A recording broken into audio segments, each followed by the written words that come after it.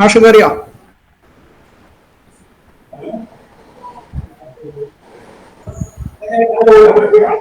ഇല്ല ഇല്ല മാഷെ കയറിയിട്ടില്ല.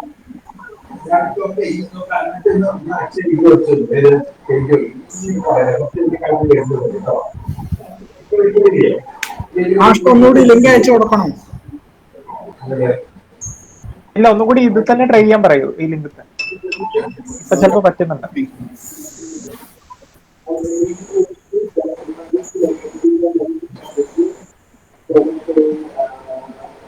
മാഷെ ട്രൈ ചെയ്തോ? കിട്ടിയോ?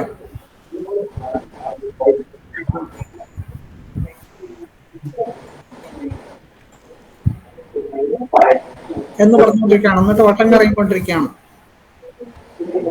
എന്തുകൊണ്ട് പ്രശ്നം വരുന്നുണ്ട്? പലർക്കും അങ്ങനെ പറ്റിയിട്ടുണ്ട്. പക്ഷെ പലരും കയറി മാഷം കൂടി കൂടി തുടങ്ങാൻ പറഞ്ഞിട്ടാണ് ഞങ്ങൾ നോക്കുന്നത്.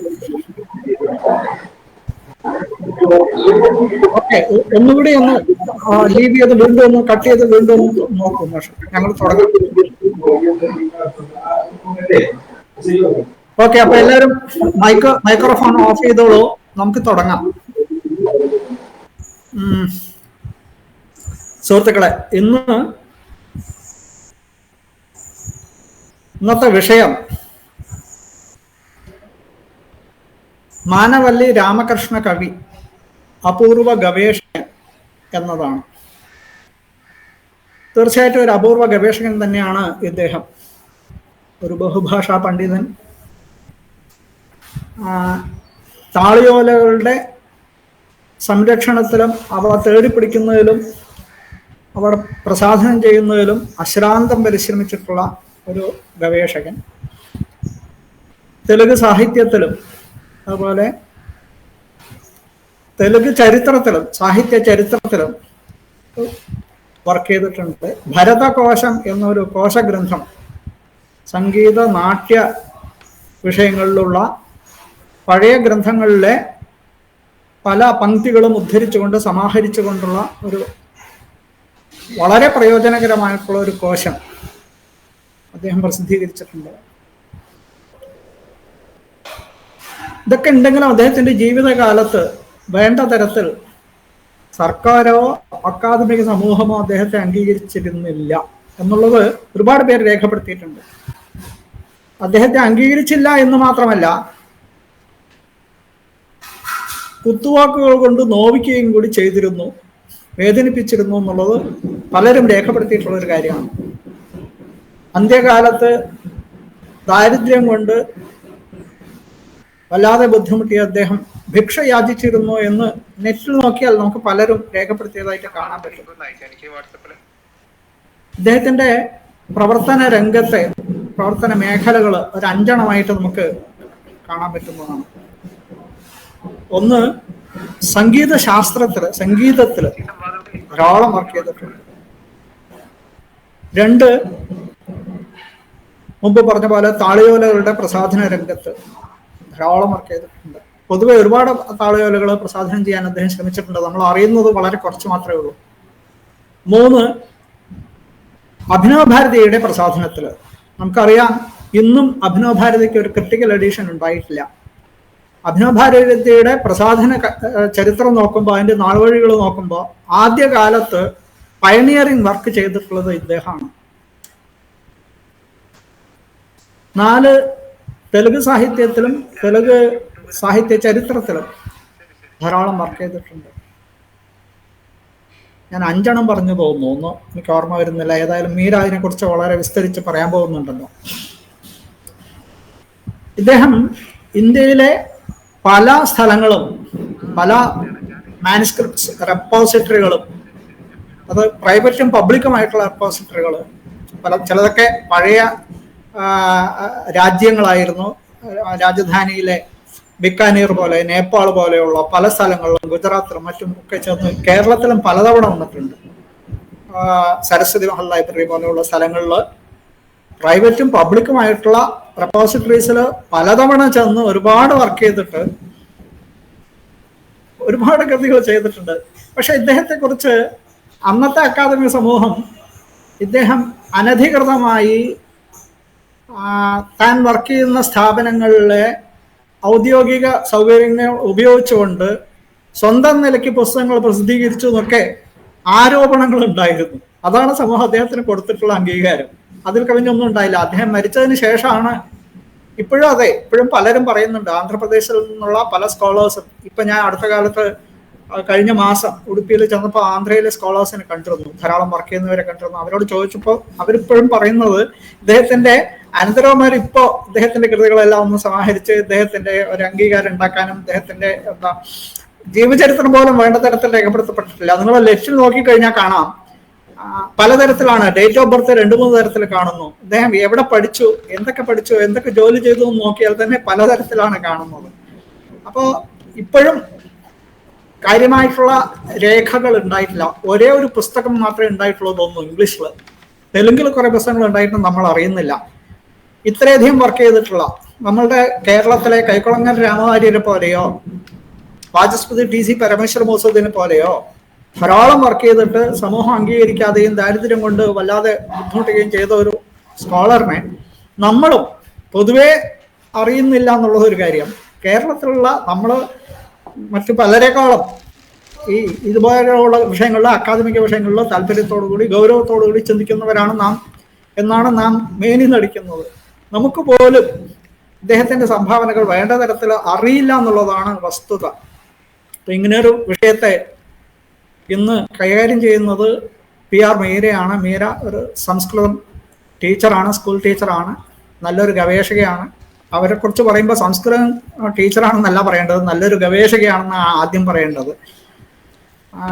ഇതിനു മുമ്പ് വിജയിനി മഹാകാവ്യം എന്നൊരു വിഷയം അവതരിപ്പിച്ചുകൊണ്ട് അത് മാത്രമല്ല, അതിന് മുമ്പും 1-2 അവതരണങ്ങൾ ഈ വേദിയിൽ തന്നെ അവർ അവതരിപ്പിച്ചിട്ടുണ്ട്. ഗൗരവത്തോടുകൂടി കഴിയുന്നത്ര ഉപാദാനങ്ങൾ ശേഖരിച്ച് അവ വേണ്ട പോലെ പാകതയോടുകൂടി അവതരിപ്പിക്കാൻ വളരെയധികം ബദ്ധശ്രദ്ധയായിട്ടുള്ള ഒരു വ്യക്തിയാണ് മീര. പക്ഷെ ഇന്ന് അവർ ധാരാളം നല്ലപോലെ പ്രിപ്പയർ ചെയ്തിട്ടുണ്ടെങ്കിലും കുറച്ചൊരു അനാരോഗ്യം അവരെ വലയ്ക്കുന്നുണ്ട്. അതുകൊണ്ട് അവർ അരമണിക്കൂർ മാത്രമേ സംസാരിക്കുള്ളൂ. ഞാൻ അവരോട് പറഞ്ഞിട്ടുള്ളത് 10 മിനിറ്റ് കഴിഞ്ഞാൽ കുറച്ചൊന്ന് റെസ്റ്റ് എടുത്തുകൊണ്ട് 3 സ്പെല്ലായിട്ട് കാര്യങ്ങൾ അവതരിപ്പിച്ചോളൂ എന്ന് പറഞ്ഞിട്ടുണ്ട്. ഇവിടെ പലരും മീറ്റിൽ കയറിയിട്ടുണ്ട്, ഇനിയും കയറുമായിരിക്കും ചിലപ്പോൾ. അതുപോലെ തന്നെ ഇത് റെക്കോർഡ് ചെയ്യപ്പെടുന്നുണ്ട്. അപ്പോൾ ഇവരുടെ അവതരണം കേൾക്കാൻ വേണ്ടി വന്നതിന്, അതുപോലെ അവതരണത്തിന് ശേഷം ഇടപെട്ട് സംസാരിക്കുന്നതിന്, ഈ ഒരു അവതരണത്തെ സാർത്ഥകമാക്കാൻ വേണ്ടി വന്നിരിക്കുന്ന എല്ലാറ്റിനും വേണ്ടിയിട്ട് ഹൃദയപൂർവ്വം സ്വാഗതം ചെയ്യുന്നു. മീരയെ വളരെ സ്നേഹത്തോടു കൂടി ഈ വിഷയം അവതരിപ്പിക്കാനായി സ്വാഗതം ചെയ്യുന്നു. താങ്ക് യു മാഷെ. എല്ലാവർക്കും നമസ്കാരം. ഇപ്പൊ മാഷ് പറഞ്ഞതുപോലെ തന്നെ മാനവല്ലി രാമകൃഷ്ണ കവി അപൂർവങ്ങളിൽ അപൂർവമായിട്ടുള്ള ഒരു ഗവേഷകനാണ്. മാനവല്ലി രാമകൃഷ്ണ കവി എന്നുള്ള പേര് ഞാൻ കേട്ടപ്പം, അദ്ദേഹത്തിനെ പറ്റി സെർച്ച് ചെയ്ത് വായിച്ചു തുടങ്ങിയപ്പം, അദ്ദേഹം ഒരു ബഹുമുഖ പ്രതിഭയാണ്. വിവർത്തകനാണ്, പ്രസാധകനാണ്, അതുപോലെ കവിയാണ്. ഇതിലെല്ലാം ഉപരി ഒരു നല്ല ഗവേഷകനാണ്. അപ്പം വായിച്ച സമയത്ത് എനിക്ക് ഏറ്റവും കൂടുതൽ നമുക്ക് അത്രയും ഒരു അഡ്മിറേഷൻ തോന്നിയ ഒരു റോൾ എന്ന് പറയുന്നത് ഗവേഷകന്റെയാണ്. അപ്പൊ അതുകൊണ്ട് തന്നെ ആ ഗവേഷകൻ എന്നുള്ള അദ്ദേഹത്തിന്റെ റോളിന് ഊന്നൽ കൊടുത്ത് കൊണ്ടാണ് ഞാൻ ഈ ഒരു അവതരണത്തിലേക്ക് കടക്കുന്നത്. അല്ലെങ്കിൽ അതാണ് ഞാൻ ഇവിടെ കൂടുതലായിട്ട് ഊന്നൽ കൊടുത്ത് പറയാൻ ഉദ്ദേശിക്കുന്നത്. അപ്പം രാമകൃഷ്ണ കവി ഒരിക്കലും അദ്ദേഹം ജീവിച്ചിരുന്ന സമയത്ത് ഒരിക്കൽ പോലും തൻ്റെ പേഴ്സണൽ ആയിട്ടുള്ള ഒരു കാര്യത്തിനും പ്രാധാന്യം കൊടുത്ത് ജീവിച്ച ഒരു വ്യക്തി അല്ല. അതുകൊണ്ട് തന്നെ അദ്ദേഹത്തിന്റെ പേഴ്സണൽ ആയിട്ടുള്ള എല്ലാ കാര്യങ്ങൾക്കും രണ്ടാമത് പ്രയോറിറ്റിയെ കൊടുക്കേണ്ടിയിരുന്നുള്ളൂ. എന്നാലും ഞാൻ ബേസിക് ആയിട്ടുള്ള കുറച്ച് ഡീറ്റെയിൽസ് പറയുകയാണ്. 1866 അദ്ദേഹം മാർച്ച് 20 ജനിച്ചത്. ഒരുപാട് പണ്ഡിതന്മാരുള്ള ഒരു തെലുങ്ക് കുടുംബത്തിലാണ് ജനിച്ചത്. പല രീതിയിൽ അദ്ദേഹം വർക്ക് ചെയ്തിട്ടുണ്ട്. ടീച്ചറായിട്ടും ക്യൂറേറ്ററായിട്ടും എല്ലാം അദ്ദേഹം വർക്ക് ചെയ്തിട്ടുണ്ട്. പിന്നെ അദ്ദേഹത്തിന് ഒരുപാട് ഭാഷകൾ കൈകാര്യം ചെയ്യാനുള്ള പ്രാവീണ്യം ഉണ്ടായിരുന്നു. മലയാളം, ഇംഗ്ലീഷ്, കന്നഡ, തെലുഗു, തമിഴ്, സാൻസ്ക്രിറ്റ് പോലുള്ള എല്ലാ ഭാഷകളും അദ്ദേഹം ഹാൻഡിൽ ചെയ്തിരുന്നു.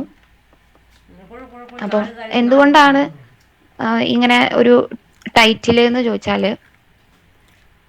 ഞാനിപ്പം PGക്കൊക്കെ ശേഷമാണെങ്കിലും അവിടെയൊക്കെ പഠിച്ചിട്ടുണ്ടെങ്കിലും ഈ അടുത്ത കാലത്താണ് ഇങ്ങനെ ഒരു പേര് കേൾക്കുന്നത്. പക്ഷെ ശരിക്ക് എത്ര പേർക്ക് അത് അറിയും എന്നും എനിക്ക് അറിഞ്ഞുകൂടാ. എനിക്ക് തോന്നുന്നു വളരെ കുറച്ചായിരിക്കും. അങ്ങനെയാണ്. എന്തുകൊണ്ടാണ് അങ്ങനെ സംഭവിച്ചതെന്ന് അറിയില്ല. അത് വളരെ അൺഫോർച്ചുനേറ്റ് ആയിട്ടുള്ള ഒരു കാര്യമാണ് ആക്ച്വലി. കാരണം മാനവല്ലി രാമകൃഷ്ണ കവിയെ നമ്മളെ ഓരോരുത്തരും അറിഞ്ഞിരിക്കേണ്ട ഒരു വ്യക്തിയാണ്. നമ്മളുടെ നാട്ടിൽ അറിയില്ലെങ്കിൽ പോലും പുറത്ത് കുറച്ച് ഇന്റർനാഷണലി അറിയുന്ന ഒരു വ്യക്തിയാണ്. കുറച്ചെങ്കിലും അദ്ദേഹത്തിന് ഒരു അംഗീകാരം കിട്ടിയിട്ടുണ്ടെങ്കിൽ അത് പുറമേ ഉള്ള രാജ്യങ്ങളിൽ സംസ്കൃതവും അല്ലെങ്കിൽ ഈ ഡ്രാമ അങ്ങനെയുള്ള നാട്യം കാര്യങ്ങളൊക്കെ പഠിക്കുന്ന സ്ഥലങ്ങളിലാണ്. അതെങ്ങനെയാണെന്ന് വെച്ചാൽ അദ്ദേഹം ഒരുപാട് കാര്യങ്ങൾ ചെയ്തിട്ടുണ്ട്. ഒരുപാട് സമാനതകളില്ലാത്ത കോൺട്രിബ്യൂഷൻസ് അദ്ദേഹം നടത്തിയിട്ടുണ്ട്. പക്ഷെ അതിലെല്ലാം മൈൽ സ്റ്റോൺ ആയിട്ട് ഉള്ള ഒരു കാര്യം എന്ന് പറയുന്നത് ഭരതമുനിയുടെ നാട്യശാസ്ത്രത്തിന് അതിന്റെ കമന്ററി ആയിട്ടുള്ള അഭിനവ ഭാരതിയോട് കൂടി ഒരു ക്രിട്ടിക്കൽ എഡിഷൻ കൊണ്ടുവന്നു എന്നുള്ളതാണ്. അദ്ദേഹത്തിന്റെ കയ്യിൽ കിട്ടിയ 40 മാനുസ്ക്രിപ്റ്റുകളുടെ സഹായത്തോടു കൂടി അത് ഉപയോഗിച്ച് അദ്ദേഹം ഏറ്റവും മികച്ച ഒരു എഡിഷൻ കൊണ്ടുവന്നിട്ടുണ്ട്. അപ്പം നാട്യശാസ്ത്രം എന്ന് പറയുന്നത് നമുക്കറിയാം എല്ലാ കാലത്തും നാട്യകലയുടെ അടിസ്ഥാന ഗ്രന്ഥമായിട്ട് നിലനിൽക്കുന്ന ഒരു ഗ്രന്ഥമാണ്. അതെല്ലായ്പ്പോഴും നമ്മൾ അത് പഠിക്കുകയും വായിക്കുകയും പഠനം നടത്തുകയും ചെയ്യും. അങ്ങനെയൊക്കെ ചെയ്യുമ്പം അതിന്റെ കൂട്ടത്തിൽ ചേർത്തി വായിക്കാൻ പറ്റുന്ന ഒരു പേരാണ് മാനവല്ലി കവിയുടേത്. കാരണം നമുക്ക് അത്ര പെട്ടെന്ന് അങ്ങോട്ട് നമുക്ക് ഗ്രഹിക്കാൻ സാധിക്കുന്ന ഒരു ഗ്രന്ഥമല്ല നാട്യശാസ്ത്രം. അപ്പം നമുക്കത് ക്രിട്ടിക്കൽ എഡിഷൻസ് ആയാലും കമന്ററി ആയാലും അതിൻ്റെയൊക്കെ സഹായം വളരെ നല്ല രീതിക്ക് തന്നെ തേടേണ്ടി വരുന്നുണ്ട്. അങ്ങനെ വരുമ്പം ഇദ്ദേഹത്തിന്റെ എഡിഷൻ അതിൽ ഏറ്റവും കൂടുതൽ ഹെൽപ്പ് ചെയ്തിട്ടുണ്ട്. അപ്പൊ ഇദ്ദേഹത്തിന്റെ ഈ ഒരു എഡിഷൻ വന്നതിന് ശേഷമാണ് കൂടുതൽ അതിനെ പറ്റിയിട്ടുള്ള പഠനങ്ങൾ വന്നതും പിന്നീട് ചെയ്തവർക്ക് അല്ലെങ്കിൽ പിന്നീട് ഇതിൽ വർക്ക് ചെയ്ത ആളുകൾക്കൊക്കെ സഹായകമായിട്ട് നിലനിന്നതും ഇദ്ദേഹത്തിന്റെ എഡിഷനാണ്. അപ്പം അങ്ങനെ പറയുമ്പം നാട്യശാസ്ത്രത്തിന്റെ കൂട്ടത്തിൽ അല്ലെങ്കിൽ അത് പഠിക്കുന്ന ഓരോരുത്തർക്കും ഇദ്ദേഹത്തിനെ അറിയാം. അത് കൂടുതലും പുറത്താണെന്നാണ് നമുക്ക് വായിക്കുമ്പം മനസ്സിലാവാൻ സാധിക്കുന്നത്. അപ്പൊ അത്തരത്തിലൊരു കവിയെ പക്ഷെ നമ്മൾ വേണ്ട വിധം തിരിച്ചറിഞ്ഞിട്ടില്ല എന്നുള്ളതാണ്. ശരിക്കും നാട്യശാസ്ത്രം എന്ന് പറയുന്നത് അറിയുന്നത് കൊണ്ട് പറയുന്നു എന്നുള്ളതാണ്. ഇതിനൊക്കെ അപ്പുറം ഒരു ഭാഷയുടെ തന്നെ അപ്ലിഫ്റ്റ്മെന്റിന് അദ്ദേഹം കോൺട്രിബ്യൂഷൻസ് നടത്തിയിട്ടുണ്ട്. പക്ഷെ അതൊന്നും അംഗീകരിക്കാതെ പോയി എന്നുള്ളതാണ് സത്യം. ഇപ്പൊ വായിക്കുന്ന സമയത്തും മാനവല്ലി കവി എന്ന് നമ്മൾ സെർച്ച് ചെയ്ത് കൊടുക്കുമ്പം MR കവി എന്നുള്ളത് എല്ലായിടത്തും കുറേ ഇടത്ത് ഇങ്ങനെ കാണുന്നുണ്ട് ഒരു കീവേഡ് രൂപത്തിൽ. അതല്ലാതെ കൂടുതലായിട്ട് ഒന്നും ഇല്ല എന്നുള്ളതാണ് സത്യം. അതുപോലെ തന്നെ നമ്മൾ ഇദ്ദേഹത്തിനെ പറ്റി സെർച്ച് ചെയ്യുമ്പം അദ്ദേഹത്തിന്റെ ജീവിതത്തിൽ ജനിച്ചു, ഇങ്ങനെയൊക്കെ വർക്ക് ചെയ്തു, മരിച്ചു, അവസാനം ദാരിദ്ര്യമായിരുന്നു എന്നുള്ള രീതിക്ക് വെറും ഒരു ചെറിയൊരു സാധാരണ പ്രൊഫൈലായിട്ട് ഒതുങ്ങി കിടക്കുകയാണ്. അപ്പൊ അങ്ങനെ ഒതുങ്ങി കിടക്കേണ്ടതല്ല ശരിക്ക് കവിയുടെ ജീവിതം. അദ്ദേഹത്തിലെ ഗവേഷകൻ എങ്ങനെയായിരുന്നു, അദ്ദേഹത്തിനകത്തെ കവി എങ്ങനെയായിരുന്നു, എന്തൊക്കെയാണ് അദ്ദേഹം ചെയ്തിട്ടുള്ളത് എന്നുള്ള കാര്യങ്ങൾ ആണ് ഞാൻ പറയാൻ ഉദ്ദേശിക്കുന്നത്. അത് നമുക്ക് ക്ലാസിഫൈ ചെയ്ത് പറയാനാണ് ഞാൻ ഉദ്ദേശിക്കുന്നത്. ആദ്യത്തെയാണ് ഒറിജിനൽ വർക്കുകൾ. അതായത് അദ്ദേഹത്തിന്റെ സർഗസൃഷ്ടികളാണ്. അത് സംസ്കൃതത്തിൽ അവൈലബിൾ അല്ല. അതായത് മേ ബി എഴുതിയിട്ടുണ്ടാവില്ലായിരിക്കും, പക്ഷെ അങ്ങനെയുള്ള പേരുകൾ എനിക്ക് ലഭിച്ചില്ല. തെലുങ്കിൽ കിട്ടി. അപ്പം തെലുങ്ക് ഞാൻ പറയുന്നത് ഒഴിവാക്കാൻ പറ്റിയില്ല, എനിക്കത് വായിച്ച സമയത്ത് പറയാതിരിക്കാൻ തോന്നാത്തത് കൊണ്ടാണ്. മൃഗാവതി എന്ന് പറയുന്ന തെലുങ്കിൽ 4 ക്യാൻഡോസ് ഉള്ള 1890 ഒരു കാവ്യം അദ്ദേഹം രചിച്ചിട്ടുണ്ട്. ഈ മൃഗാവതി എന്ന് പറയുന്ന 4 ക്യാൻഡോയിലുള്ള ഈ പോയവുമായിട്ട് ബന്ധപ്പെട്ട് ഒരുപാട് ആർട്ടിക്കിളും തിസീസുകളും തെലുങ്കിൽ വന്നിട്ടുണ്ട്. അപ്പൊ അത് ഞാൻ ട്രാൻസ്ലേറ്റ് ചെയ്ത് വായിക്കുമ്പോൾ നമുക്ക് വളരെ ഇഷ്ടാവുന്ന രസകരമായിട്ടുള്ള കണ്ടന്റും കാര്യങ്ങളുമാണ് അതിലൊരു തിസീസ് വന്നു എന്ന് പറയുമ്പം അതുപോലെ തന്നെ അത് ക്ലാസിക്കൽ വർക്കായിട്ടാണ്, തെലുങ്ക് ഭാഷയിലെ ക്ലാസിക്കൽ വർക്കായിട്ടാണ് കാണുന്നത്. അപ്പം നമുക്കറിയാം അത് എത്രത്തോളം മികച്ച രീതിയിലാണ് അദ്ദേഹം എഴുതി വച്ചിരിക്കുന്നത് എന്നുള്ളത്. അതുപോലെ തന്നെ പെഡലി പുരേ കാമു, അത് എങ്ങനെ പ്രൊനൗൺസ് ചെയ്യാന്ന് എനിക്കറിയില്ല, അതും ഈ ഒരു കണ്ടന്റിൽ അല്ലെങ്കിൽ ഈ ഒരു കാറ്റഗറിയിൽ നമുക്ക് പെടുത്താൻ സാധിക്കുന്ന തെലുങ്കിൽ വന്നിരിക്കുന്ന ഏറ്റവും മികച്ച ഒരു വർക്കാണ്. പിന്നെ വസന്ത വിലാസമു, അത് പബ്ലിഷ് പോലും ചെയ്തിട്ടില്ല എന്നാണ് പറയുന്നത്. പക്ഷെ അത് എഴുതിയിട്ടുണ്ട്, ആ എഴുത്തിന്റെ കോപ്പി കിട്ടിയിട്ടുണ്ടെന്നല്ലാതെ പബ്ലിഷ് ചെയ്ത് എല്ലായിടത്തേക്കും എത്തിക്കുകയോ അല്ലെങ്കിൽ വായനക്കാരെങ്കിലും അത് വായിക്കുകയോ ചെയ്തിട്ടില്ല. അതുപോലെ കലിംഗ സേനമോ അങ്ങനെ ഒരു ഗ്രന്ഥവും കൂടിയുണ്ട്. ഇതാണ് അദ്ദേഹം ഒറിജിനൽ ആയിട്ട് എഴുതിയിട്ടുള്ള ഗ്രന്ഥങ്ങൾ. ഇനി ട്രാൻസ്ലേഷൻ ഉണ്ട്. ട്രാൻസ്ലേഷനിൽ മഹാഭാരതത്തെ ആസ്പദമാക്കിയിട്ട് ഭാസൻ എഴുതിയിട്ടുള്ള കർണഭാരം എന്ന് പറയുന്ന ആ ഒരു നാടകത്തിന് ട്രാൻസ്ലേഷൻ സംസ്കൃതത്തിൽ തെലുങ്കിൽ കൊണ്ടുവന്നിട്ടുണ്ട് അദ്ദേഹം. അത് 1913 അപ്പൊ നമുക്കറിയാം ഭാസനാടക ചക്രം തന്നെ പബ്ലിഷ് ചെയ്തത് അതിന് തൊട്ട് മുന്നേ ആയിട്ടുള്ള ഒരു വർഷമാണ്. എനിക്ക് കൃത്യമായിട്ട് വർഷം ഓർമ്മയില്ല. അപ്പൊ ആ ഒരു വർഷത്തിലാണ്. 1909 തോന്നുന്നു. അപ്പം അത്രയും ഒരു ചെറിയൊരു കാലഘട്ടത്തിന്റെ ഇടയ്ക്ക് അത് വായിക്കുകയും അത് മൊത്തമായിട്ട് മനസ്സിലാക്കുകയും അതിനെ ഇങ്ങനെ ഒരു പ്രാദേശിക ഭാഷയിലേക്ക് വളരെ എഫേർട്ട് എടുത്ത് ട്രാൻസ്ലേറ്റ് ചെയ്യുകയും അവിടെയുള്ള ആളുകളിലേക്ക് എല്ലാം എത്തിക്കുകയും ചെയ്തിട്ടുണ്ട്. പിന്നെ എഡിഷൻസ് ആണ് വരുന്നത്. പല വർക്കുകൾക്കും അദ്ദേഹം കൊണ്ടുവന്ന എഡിഷൻസ് ആണ്. അതിലൊന്നാണ് ചതുർബാണി. ഇപ്പൊ മാഷ ആദ്യം പറഞ്ഞത് ചതുർബാണി. ഈ ചതുർബാണി എന്ന് പറയുന്നത് പേര് സൂചിപ്പിക്കുന്നത് പോലെ തന്നെ 4 ബാണങ്ങളുടെ ഒരു കളക്ഷനാണ്. അതിൽ ആദ്യത്തെ ശൂദ്രകന്റെ പത്മപ്രഭാതകം എന്നുള്ളത്, രണ്ടാമത്തെ എനിക്ക് ഈ പേര് ഞാൻ 2 ബുക്കിലും വായിച്ച സമയത്ത് ക്ലാരിറ്റി ഉണ്ടായിരുന്നില്ല. ഞാൻ എഴുതി വെച്ചത് ഇങ്ങനെയാണ്, ദത്തവിധ സംവാദം എന്നാണ് എനിക്ക് വായിക്കാൻ സാധിക്കുന്നത്. അത് സ്വരദത്തന്റെ. പിന്നെ ഉഭയാഭിസാരിക വരരുചിയുടെ, അതുപോലെ തന്നെ പാദതദ്ധിതകം ശ്യാമിലകന്റെ. ഈ 4 സംസ്കൃത ബാണങ്ങളെയും കളക്ട് ചെയ്ത് അതിനൊരു എഡിഷൻ കൊണ്ടുവരിക അദ്ദേഹം ചെയ്തിട്ടുണ്ട് 1922.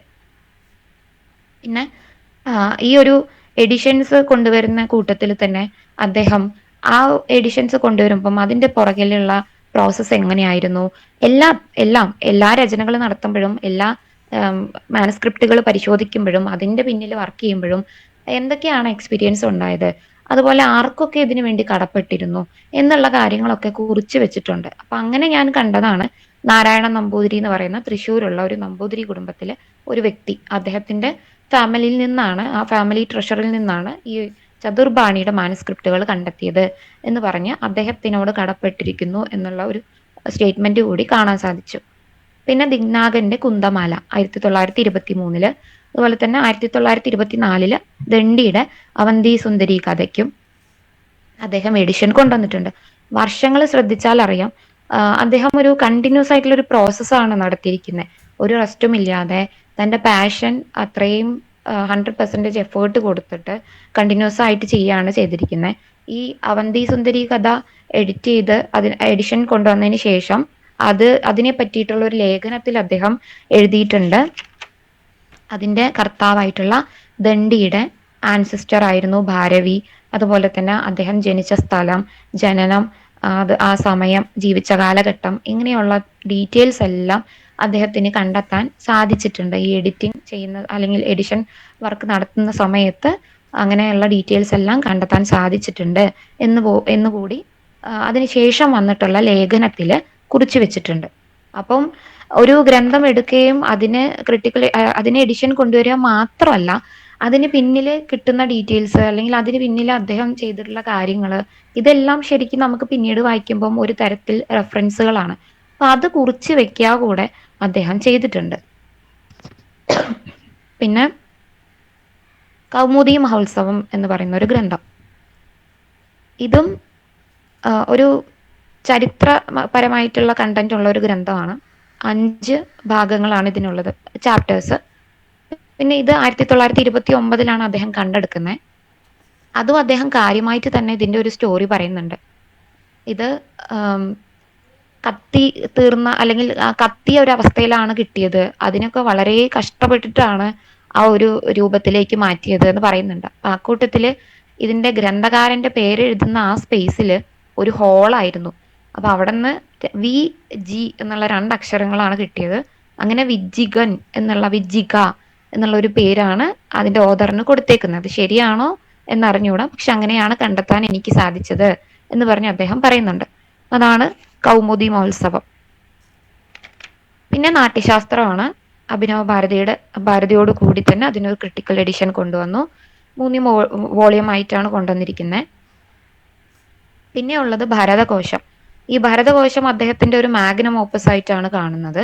അതിൽ മ്യൂസിക്കും ഡ്രാമയും അതുമായിട്ട് ബന്ധപ്പെട്ടുള്ള ഒരുപാട് ടെക്നിക്കൽ വേർഡ്സ് ഏകോപിപ്പിച്ചുകൊണ്ട് അദ്ദേഹം TTD തിരുപ്പതി ദേവസ്ഥാനം എന്ന് പറയുന്ന പബ്ലിഷിംഗ് ഹൗസിന്റെ കീഴിൽ, അല്ലെങ്കിൽ അവരുടെ ഇതിൽ 1951 ഇത് പബ്ലിഷ് ചെയ്യുന്നത്.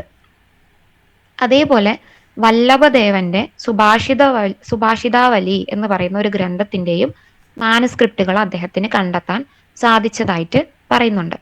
ഇത്രയുമാണ് സംസ്കൃതത്തിൽ അദ്ദേഹം സംസ്കൃത ഗ്രന്ഥങ്ങളുടെ എഡിഷൻസ് കൊണ്ടുവന്നത്, അല്ലെങ്കിൽ അതിന്റെ താളിയോലകൾ കണ്ടെത്തുകയും അതിൽ വർക്ക് ചെയ്യുകയും അത് പ്രസിദ്ധീകരിക്കുകയും ചെയ്തിട്ടുള്ളത്. ഇത്രയാണ് നമുക്ക് നോട്ടബിൾ ആയിട്ട് കിട്ടുന്ന പേരുകൾ. പക്ഷെ തീർച്ചയായിട്ടും ഒരുപാടെണ്ണം നമുക്ക് മിസ്സായിട്ടുണ്ടാവാം.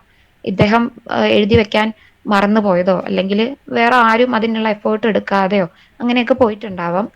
കുറേ തെലുങ്കിൽ ഒരുപാട് അവൈലബിൾ ആണ്. അത് ഞാനിവിടെ പേര് പറയാനിട്ടാണ്. അപ്പൊ അതുപോലെ തന്നെ സംസ്കൃതത്തിലും അദ്ദേഹം ഒരുപാട് വർക്കുകൾ ചെയ്തിട്ടുണ്ട്. ഇനി ഈ കാര്യങ്ങളെല്ലാം നമുക്ക് നോക്കിയാൽ ശ്രദ്ധിച്ചാൽ മനസ്സിലാവും പല തരം ടോപ്പിക്കുകളാണ്. അതായത് ഇന്ന ഫീൽഡ് എന്നുള്ളതിലല്ല അദ്ദേഹം കോൺസെൻട്രേറ്റ് ചെയ്തിരിക്കുന്നത്. അപ്പൊ വർക്കുകൾ എഡിറ്റ് ചെയ്തത് നോക്കിയാലും അറിയാം, പലതരത്തിലുള്ള വർക്കുകൾ, പല എക്സ്ട്രീമിൽ കിടക്കുന്ന വിഷയങ്ങൾ, മേഖലകളെല്ലാം അദ്ദേഹം ഹാൻഡിൽ ചെയ്തിട്ടുണ്ട്. പിന്നെ ഇദ്ദേഹത്തിനെ പറ്റിയിട്ട് നമ്മൾ സെർച്ച് ചെയ്ത സമയത്ത് കിട്ടിയിട്ടുള്ള ഒരു പുസ്തകമാണ് ഒരു 333 പേജുള്ള collection of papers by Ramakrishna Kavi എന്ന് പറയുന്ന ഒരു പുസ്തകം. അപ്പം അതെന്ന് പറഞ്ഞാൽ എൻ ടി രാമറാവു മുഖ്യമന്ത്രി ആയിരിക്കുന്ന സമയത്ത് ആന്ധ്രാപ്രദേശ് യൂണിവേഴ്സിറ്റി പബ്ലിഷ് ചെയ്തിട്ടുള്ള, അതും ഇനീഷ്യേറ്റീവ് എടുത്ത് അദ്ദേഹത്തിന്റെ മരണശേഷം പബ്ലിഷ് ചെയ്തിട്ടുള്ള ഒരു പുസ്തകമാണ്. അത് ഡോക്ടർ PS അപ്പാറാവു ആണ് ഇതിനെല്ലാം പബ്ലിഷ് ചെയ്യാൻ വേണ്ടിയിട്ട് നിന്നിരിക്കുന്നത്. കാരണം അത് ഇദ്ദേഹത്തിന്റെ മരണശേഷമാണ്. അപ്പൊ മരണശേഷമാണ് ഇവർക്ക് ഈ ഒരു തിരിച്ചറിവ് വന്നത്. ഇങ്ങനെ ഈ ഒരു വ്യക്തി എന്തൊക്കെയോ ചെയ്തിട്ടുണ്ട്, അല്ലെങ്കിൽ ആ ചെയ്തത് നമ്മൾ കാണാതെ പോവരുത് എന്നുള്ള ആ ഒരു സാഹചര്യത്തിലാണ് ഇങ്ങനെ ഒരു സംഭവം ഉണ്ടാകുന്നത്. അപ്പം അതിന്റെ ഇൻട്രൊഡക്ഷനിൽ എഴുതുന്നുണ്ട്, ലഭ്യമായിട്ടുള്ള വളരെ കുറച്ച് പേപ്പറുകൾ മാത്രമാണ് ഇതിൽ പബ്ലിഷ് ചെയ്യുന്നതെന്ന് പറഞ്ഞിട്ട് കൊടുത്തിട്ടുണ്ട്. അത് തെലുങ്കിലും കണ്ടന്റ് കാണുന്നുണ്ട്, ഇംഗ്ലീഷിലും കാണുന്നുണ്ട്. അപ്പൊ ആ വളരെ കുറച്ച് കിട്ടിയതിൽ നിന്ന് തന്നെ നമ്മൾ വായിച്ചാൽ ഒരുപാട് കാര്യങ്ങൾ മനസ്സിലാക്കാൻ സാധിക്കും. അങ്ങനെ അത് നോക്കുമ്പം social science, drama, dance, music, philosophy, astrology, അതുപോലെ തന്നെ ചന്തശാസ്ത്രം, പിന്നെ ഗ്രാമർ, ലിറ്ററേച്ചർ, ഇങ്ങനെ വ്യത്യസ്തങ്ങളായിട്ടുള്ള വിഷയങ്ങൾ അദ്ദേഹം കൈകാര്യം ചെയ്തിട്ടുണ്ട്. ഇങ്ങനെ വ്യത്യസ്തങ്ങളായിട്ടുള്ള വിഷയങ്ങളുമായിട്ട് ബന്ധപ്പെട്ട് അദ്ദേഹം ഗവേഷണങ്ങൾ നടത്തിയിട്ടുണ്ട്. അത് താളിയോലകൾ ആവട്ടെ, അതല്ലാതെ വേണമെങ്കിൽ ഒരു 2 മിനിറ്റ് നിർത്തി എടുത്ത് തുടരാവുന്നതാണ്. ഓർമ്മ ടീച്ചെന്ന് മാത്രം. മാഷെ കുഴപ്പമില്ല, പറയാം. അങ്ങനെ ഇങ്ങനെ വൈഡ് വെറൈറ്റീസ് ഓഫ് ടോപ്പിക്സ് അദ്ദേഹം കൈകാര്യം ചെയ്തിട്ടുണ്ട്. അതില് കൃഷ്ണകർണാമൃതം എന്ന് പറയുന്ന സംസ്കൃതത്തിലൊരു ഗ്രന്ഥം, അത് ലീലാശുകൻ അല്ലെങ്കിൽ വില്ലുമംഗലം സ്വാമിനാർ എന്ന ആ ഒരു വ്യക്തിയുടെ കർണാമൃതം, അതില് അദ്ദേഹം അതിന്റെ മാനുസ്ക്രിപ്റ്റിൽ അദ്ദേഹം ഗവേഷണം ചെയ്തതായിട്ട് പറയുന്നുണ്ട്. പിന്നെ നേരത്തെ പറഞ്ഞ ചതുർബാണി, കൗമുദി മഹോത്സവം, ഇതെല്ലാം. ഇനി ഇതെല്ലാം അല്ലാതെ അദ്ദേഹം കാര്യമായിട്ട് ഒബ്സർവ് ചെയ്ത മറ്റൊരു പുതിയൊരു വിഷയമാണ് ജനാശ്രയി സ്കൂൾ ഓഫ് പ്രോസഡി എന്ന് പറയുന്നത്. അതായത് നമ്മൾ പിങ്കളന്റെ ചന്ത ശാസ്ത്രം പഠിക്കുന്നുണ്ട്. അപ്പൊ ആ ഒരു അങ്ങനെ നമ്മൾ ഗണം തിരിച്ച് പറയുന്ന ആ ഒരു സിസ്റ്റം ഉണ്ടല്ലോ, അത് നമ്മളൊക്കെ ആകെ പരിചയമുള്ളത് ഈ ഛന്ദസ് മാത്രമായിരിക്കും, അല്ലെങ്കിൽ പിങ്കളന്റെ ഛന്ദസ് മാത്രമായിരിക്കും. ഇദ്ദേഹത്തിന്റെ ഒരു ലേഖനത്തിൽ കണ്ടതാണ്, ജനാശ്രയ അല്ലെങ്കിൽ മാധവവർമ്മൻ എന്ന് പറയുന്ന ഒരു രാജാവ് ജനാശ്രയി എന്ന് പറയുന്ന ഒരു പുസ്തകം രചിച്ചിട്ടുണ്ട്. പിന്നെ അദ്ദേഹം പറയുന്നുണ്ട്, ഇത് ശരിക്കും ആ രാജാവ് രചിച്ചതല്ല, അദ്ദേഹത്തിന്റെ കൂട്ടത്തിലുണ്ടായിരുന്ന ഗുണസ്വാമി എന്ന് പറയുന്ന ഒരു വ്യക്തി രചിച്ചിട്ട് രാജാവിന് പേര് കിട്ടിക്കോട്ടെ എന്ന് പറഞ്ഞ് രാജാവ് തന്റെ പേരിലാക്കിയതാണ്, രചിച്ചത് ശരിക്ക് ഇദ്ദേഹമാണ് എന്നും കൂടി പറയുന്നുണ്ട്. അപ്പൊ എന്തായാലും അതിന്റെ കണ്ടന്റ് ഇങ്ങനെയാണ്. ഈ ഒരു ഛന്ദസ്, വേറൊരു ടൈപ്പ് ഓഫ് ഛന്ദസ്, എനിക്കത് കൃത്യമായിട്ട് മനസ്സിലാക്കാൻ പറ്റിയിട്ടില്ല. നമ്മൾ ഗണം തിരിച്ചിട്ടൊക്കെ പറയുന്ന പോലെ തന്നെ അതിലൊരു മെത്തേഡ് കാണിക്കുന്നുണ്ട്. അത് പിന്നെ അതിൽ പറയുന്നുണ്ട്, ഇത് ബ്രിട്ടീഷ് മലബാർ എന്നും ട്രിവാൻഡ്രം പോലെയുള്ള സ്ഥലത്തുനിന്നും കിട്ടിയതാണ്, കേരളത്തിൽ നിന്നാണ് ഇതിന്റെ മാനുസ്ക്രിപ്റ്റ് കണ്ടെത്തിയത് എന്ന് പറയുന്നുണ്ട്. അതുപോലെ തന്നെ അതിലൊരു കമ്പാരിസൺ കൂടിയുണ്ട്. പിങ്കളൻ, അതിൽ കമ്പാരിസൺ ഉണ്ട്. പിന്നെ അദ്ദേഹം പറയുന്ന ഒരു സ്റ്റേറ്റ്മെന്റ് ഉണ്ട്, പിങ്കളൻ ആണ് ശരിക്കും ഇത് ഇങ്ങനെ ഒരു സംഭവം നല്ല രീതിക്ക് അപ്രോച്ച് ചെയ്തതും സക്സസ്ഫുൾ ആയിട്ട് പുറത്തേക്ക് കൊണ്ടുവന്നതെന്ന്. ഭരതമുനിയെ പറ്റിയിട്ടും പറയുന്നുണ്ട്. ഭരതമുനിയും കൂടി ഈ ഛന്ദസിനെ പറ്റിയിട്ട് അല്ലെങ്കിൽ ഛന്ദസ് പറയുന്നുണ്ട്. പിങ്കളൻ അല്ലാതെ പിന്നെ ഭരതമുനിയാണ് പറയുന്നത് നാട്യശാസ്ത്രത്തില്. പക്ഷെ അത് ഇന്റൻഷനലി അല്ല, അത് ഒക്കേഷണലി അങ്ങനെ വന്നതാണ്. ആ ഒരു ഫ്ലോയില് നാട്യശാസ്ത്രം പറയുന്ന സമയത്ത് വന്നതാണെന്ന് പറയുന്നു. പിന്നെ ഉള്ളത് ജനാശ്രയൻ പറഞ്ഞിട്ടുള്ള ജനാശ്രയി എന്ന് പറയുന്ന മെത്തേഡാണ് എന്ന് പറയുന്നുണ്ട്. അപ്പം ഈ ജനാശ്രയി എന്ന് പറയുന്നതൊക്കെ എന്നെ സംബന്ധിച്ച് ഒരു പുതിയൊരു ടോപ്പിക്കാണ്. ഞാൻ ഇതുവരെ കേട്ടിട്ടില്ല. ഇനിയിപ്പം കേട്ടിട്ടുണ്ടോ, നിങ്ങളൊക്കെ കേട്ടിട്ടുണ്ടോ എന്ന് എനിക്ക് അറിഞ്ഞൂടാ. ഈ ഈ ഭരതന്റെയും പിങ്കളന്റെയും ഒക്കെ കൂടെ ചേർത്ത് വായിക്കാൻ പറ്റുന്ന ഒരു പുതിയൊരു വിഷയം എന്ന് പറയുന്നത് ശരിക്ക് ഇദ്ദേഹം ഇൻട്രൊഡ്യൂസ് ചെയ്തിട്ടുണ്ട്. പക്ഷെ അതൊന്നും എവിടെയും അതിനെപ്പറ്റി കൂടുതലായിട്ട് പറയുകയോ അല്ലെങ്കിൽ ആരും അത്, ചിലപ്പോൾ നമ്മൾ ഈ ഗണം തിരിച്ച് പറയുന്ന പോലെ കുട്ടികളടക്കം അത് പഠിക്കുന്നുണ്ട് ഛന്ദസ്. അപ്പം അതുപോലെ ചിലപ്പം അതിനേക്കാൾ രസകരമായിട്ടുള്ള വിഷയമായിരിക്കാം ഇത്. പക്ഷെ അതിനെപ്പറ്റി ഒന്നും വേറെ എവിടെയും എഴുത്തുകളോ കാര്യങ്ങളോ ഒന്നും കാണുന്നില്ല. ഇദ്ദേഹത്തിന്റെ ഗവേഷണ പ്രബന്ധത്തിൽ അല്ലെങ്കിൽ ലേഖനത്തിൽ ഇങ്ങനെ ഒരു ടോപ്പിക് പറയുന്നുണ്ട്.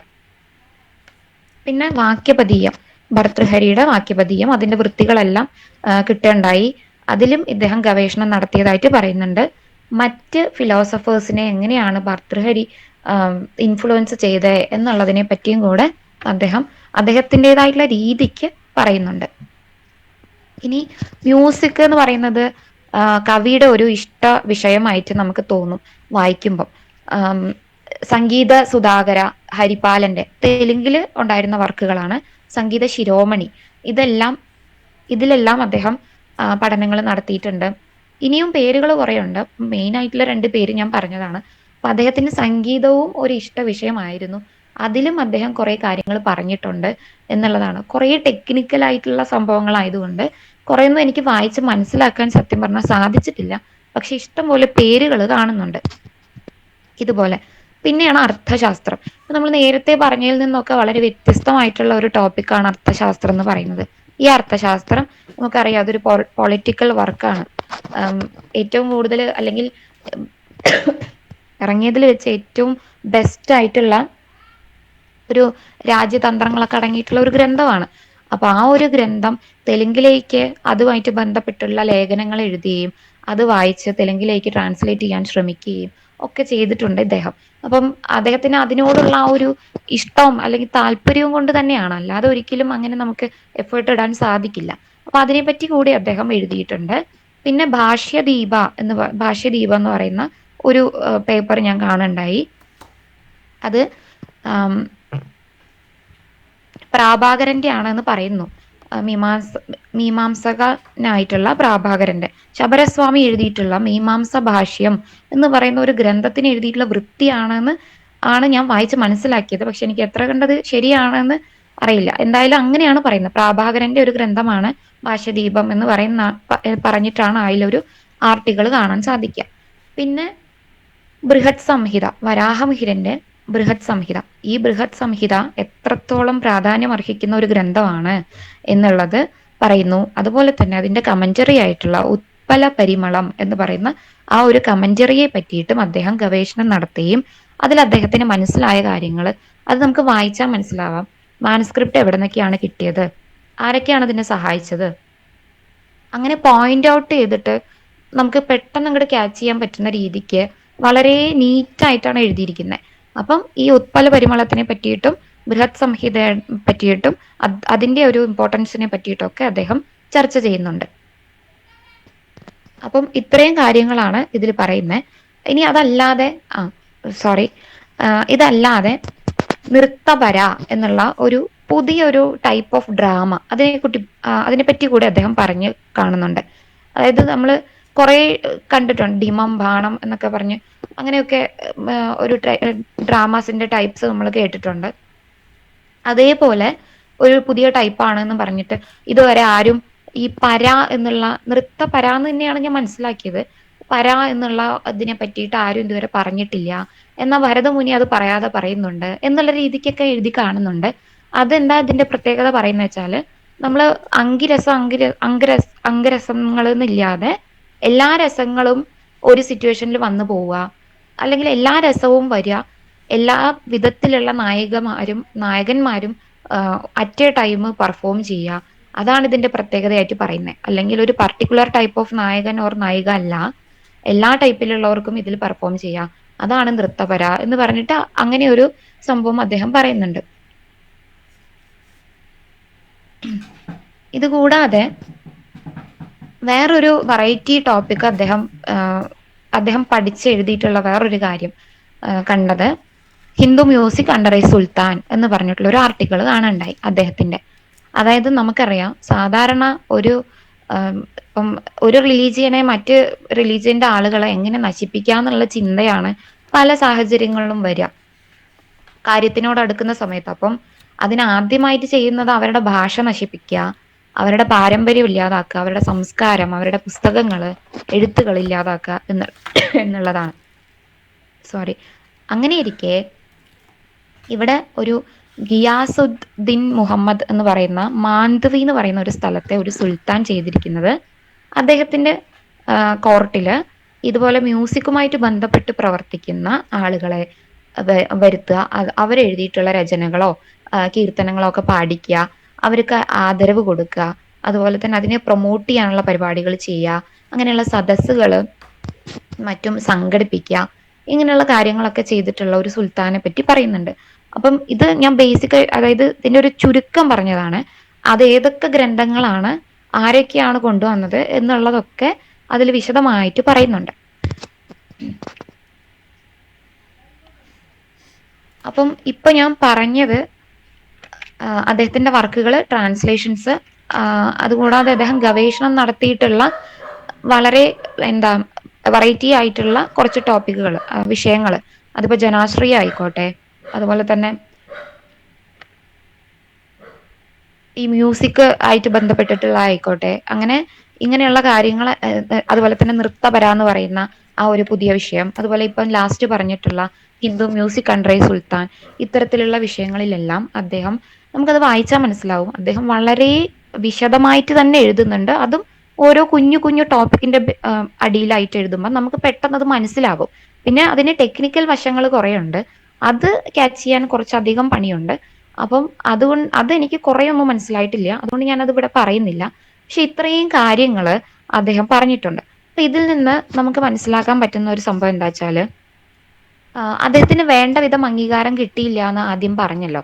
ഇപ്പം അതിന് തെളിവാണ് നമ്മൾ ഈ ഇപ്പൊ പറഞ്ഞ പല വിഷയങ്ങളും എവിടെയും കേട്ടിട്ടേ ഇല്ല എന്നുള്ളത്, ആദ്യമായിട്ട് കേൾക്കുകയാണ് എന്നുള്ളത്.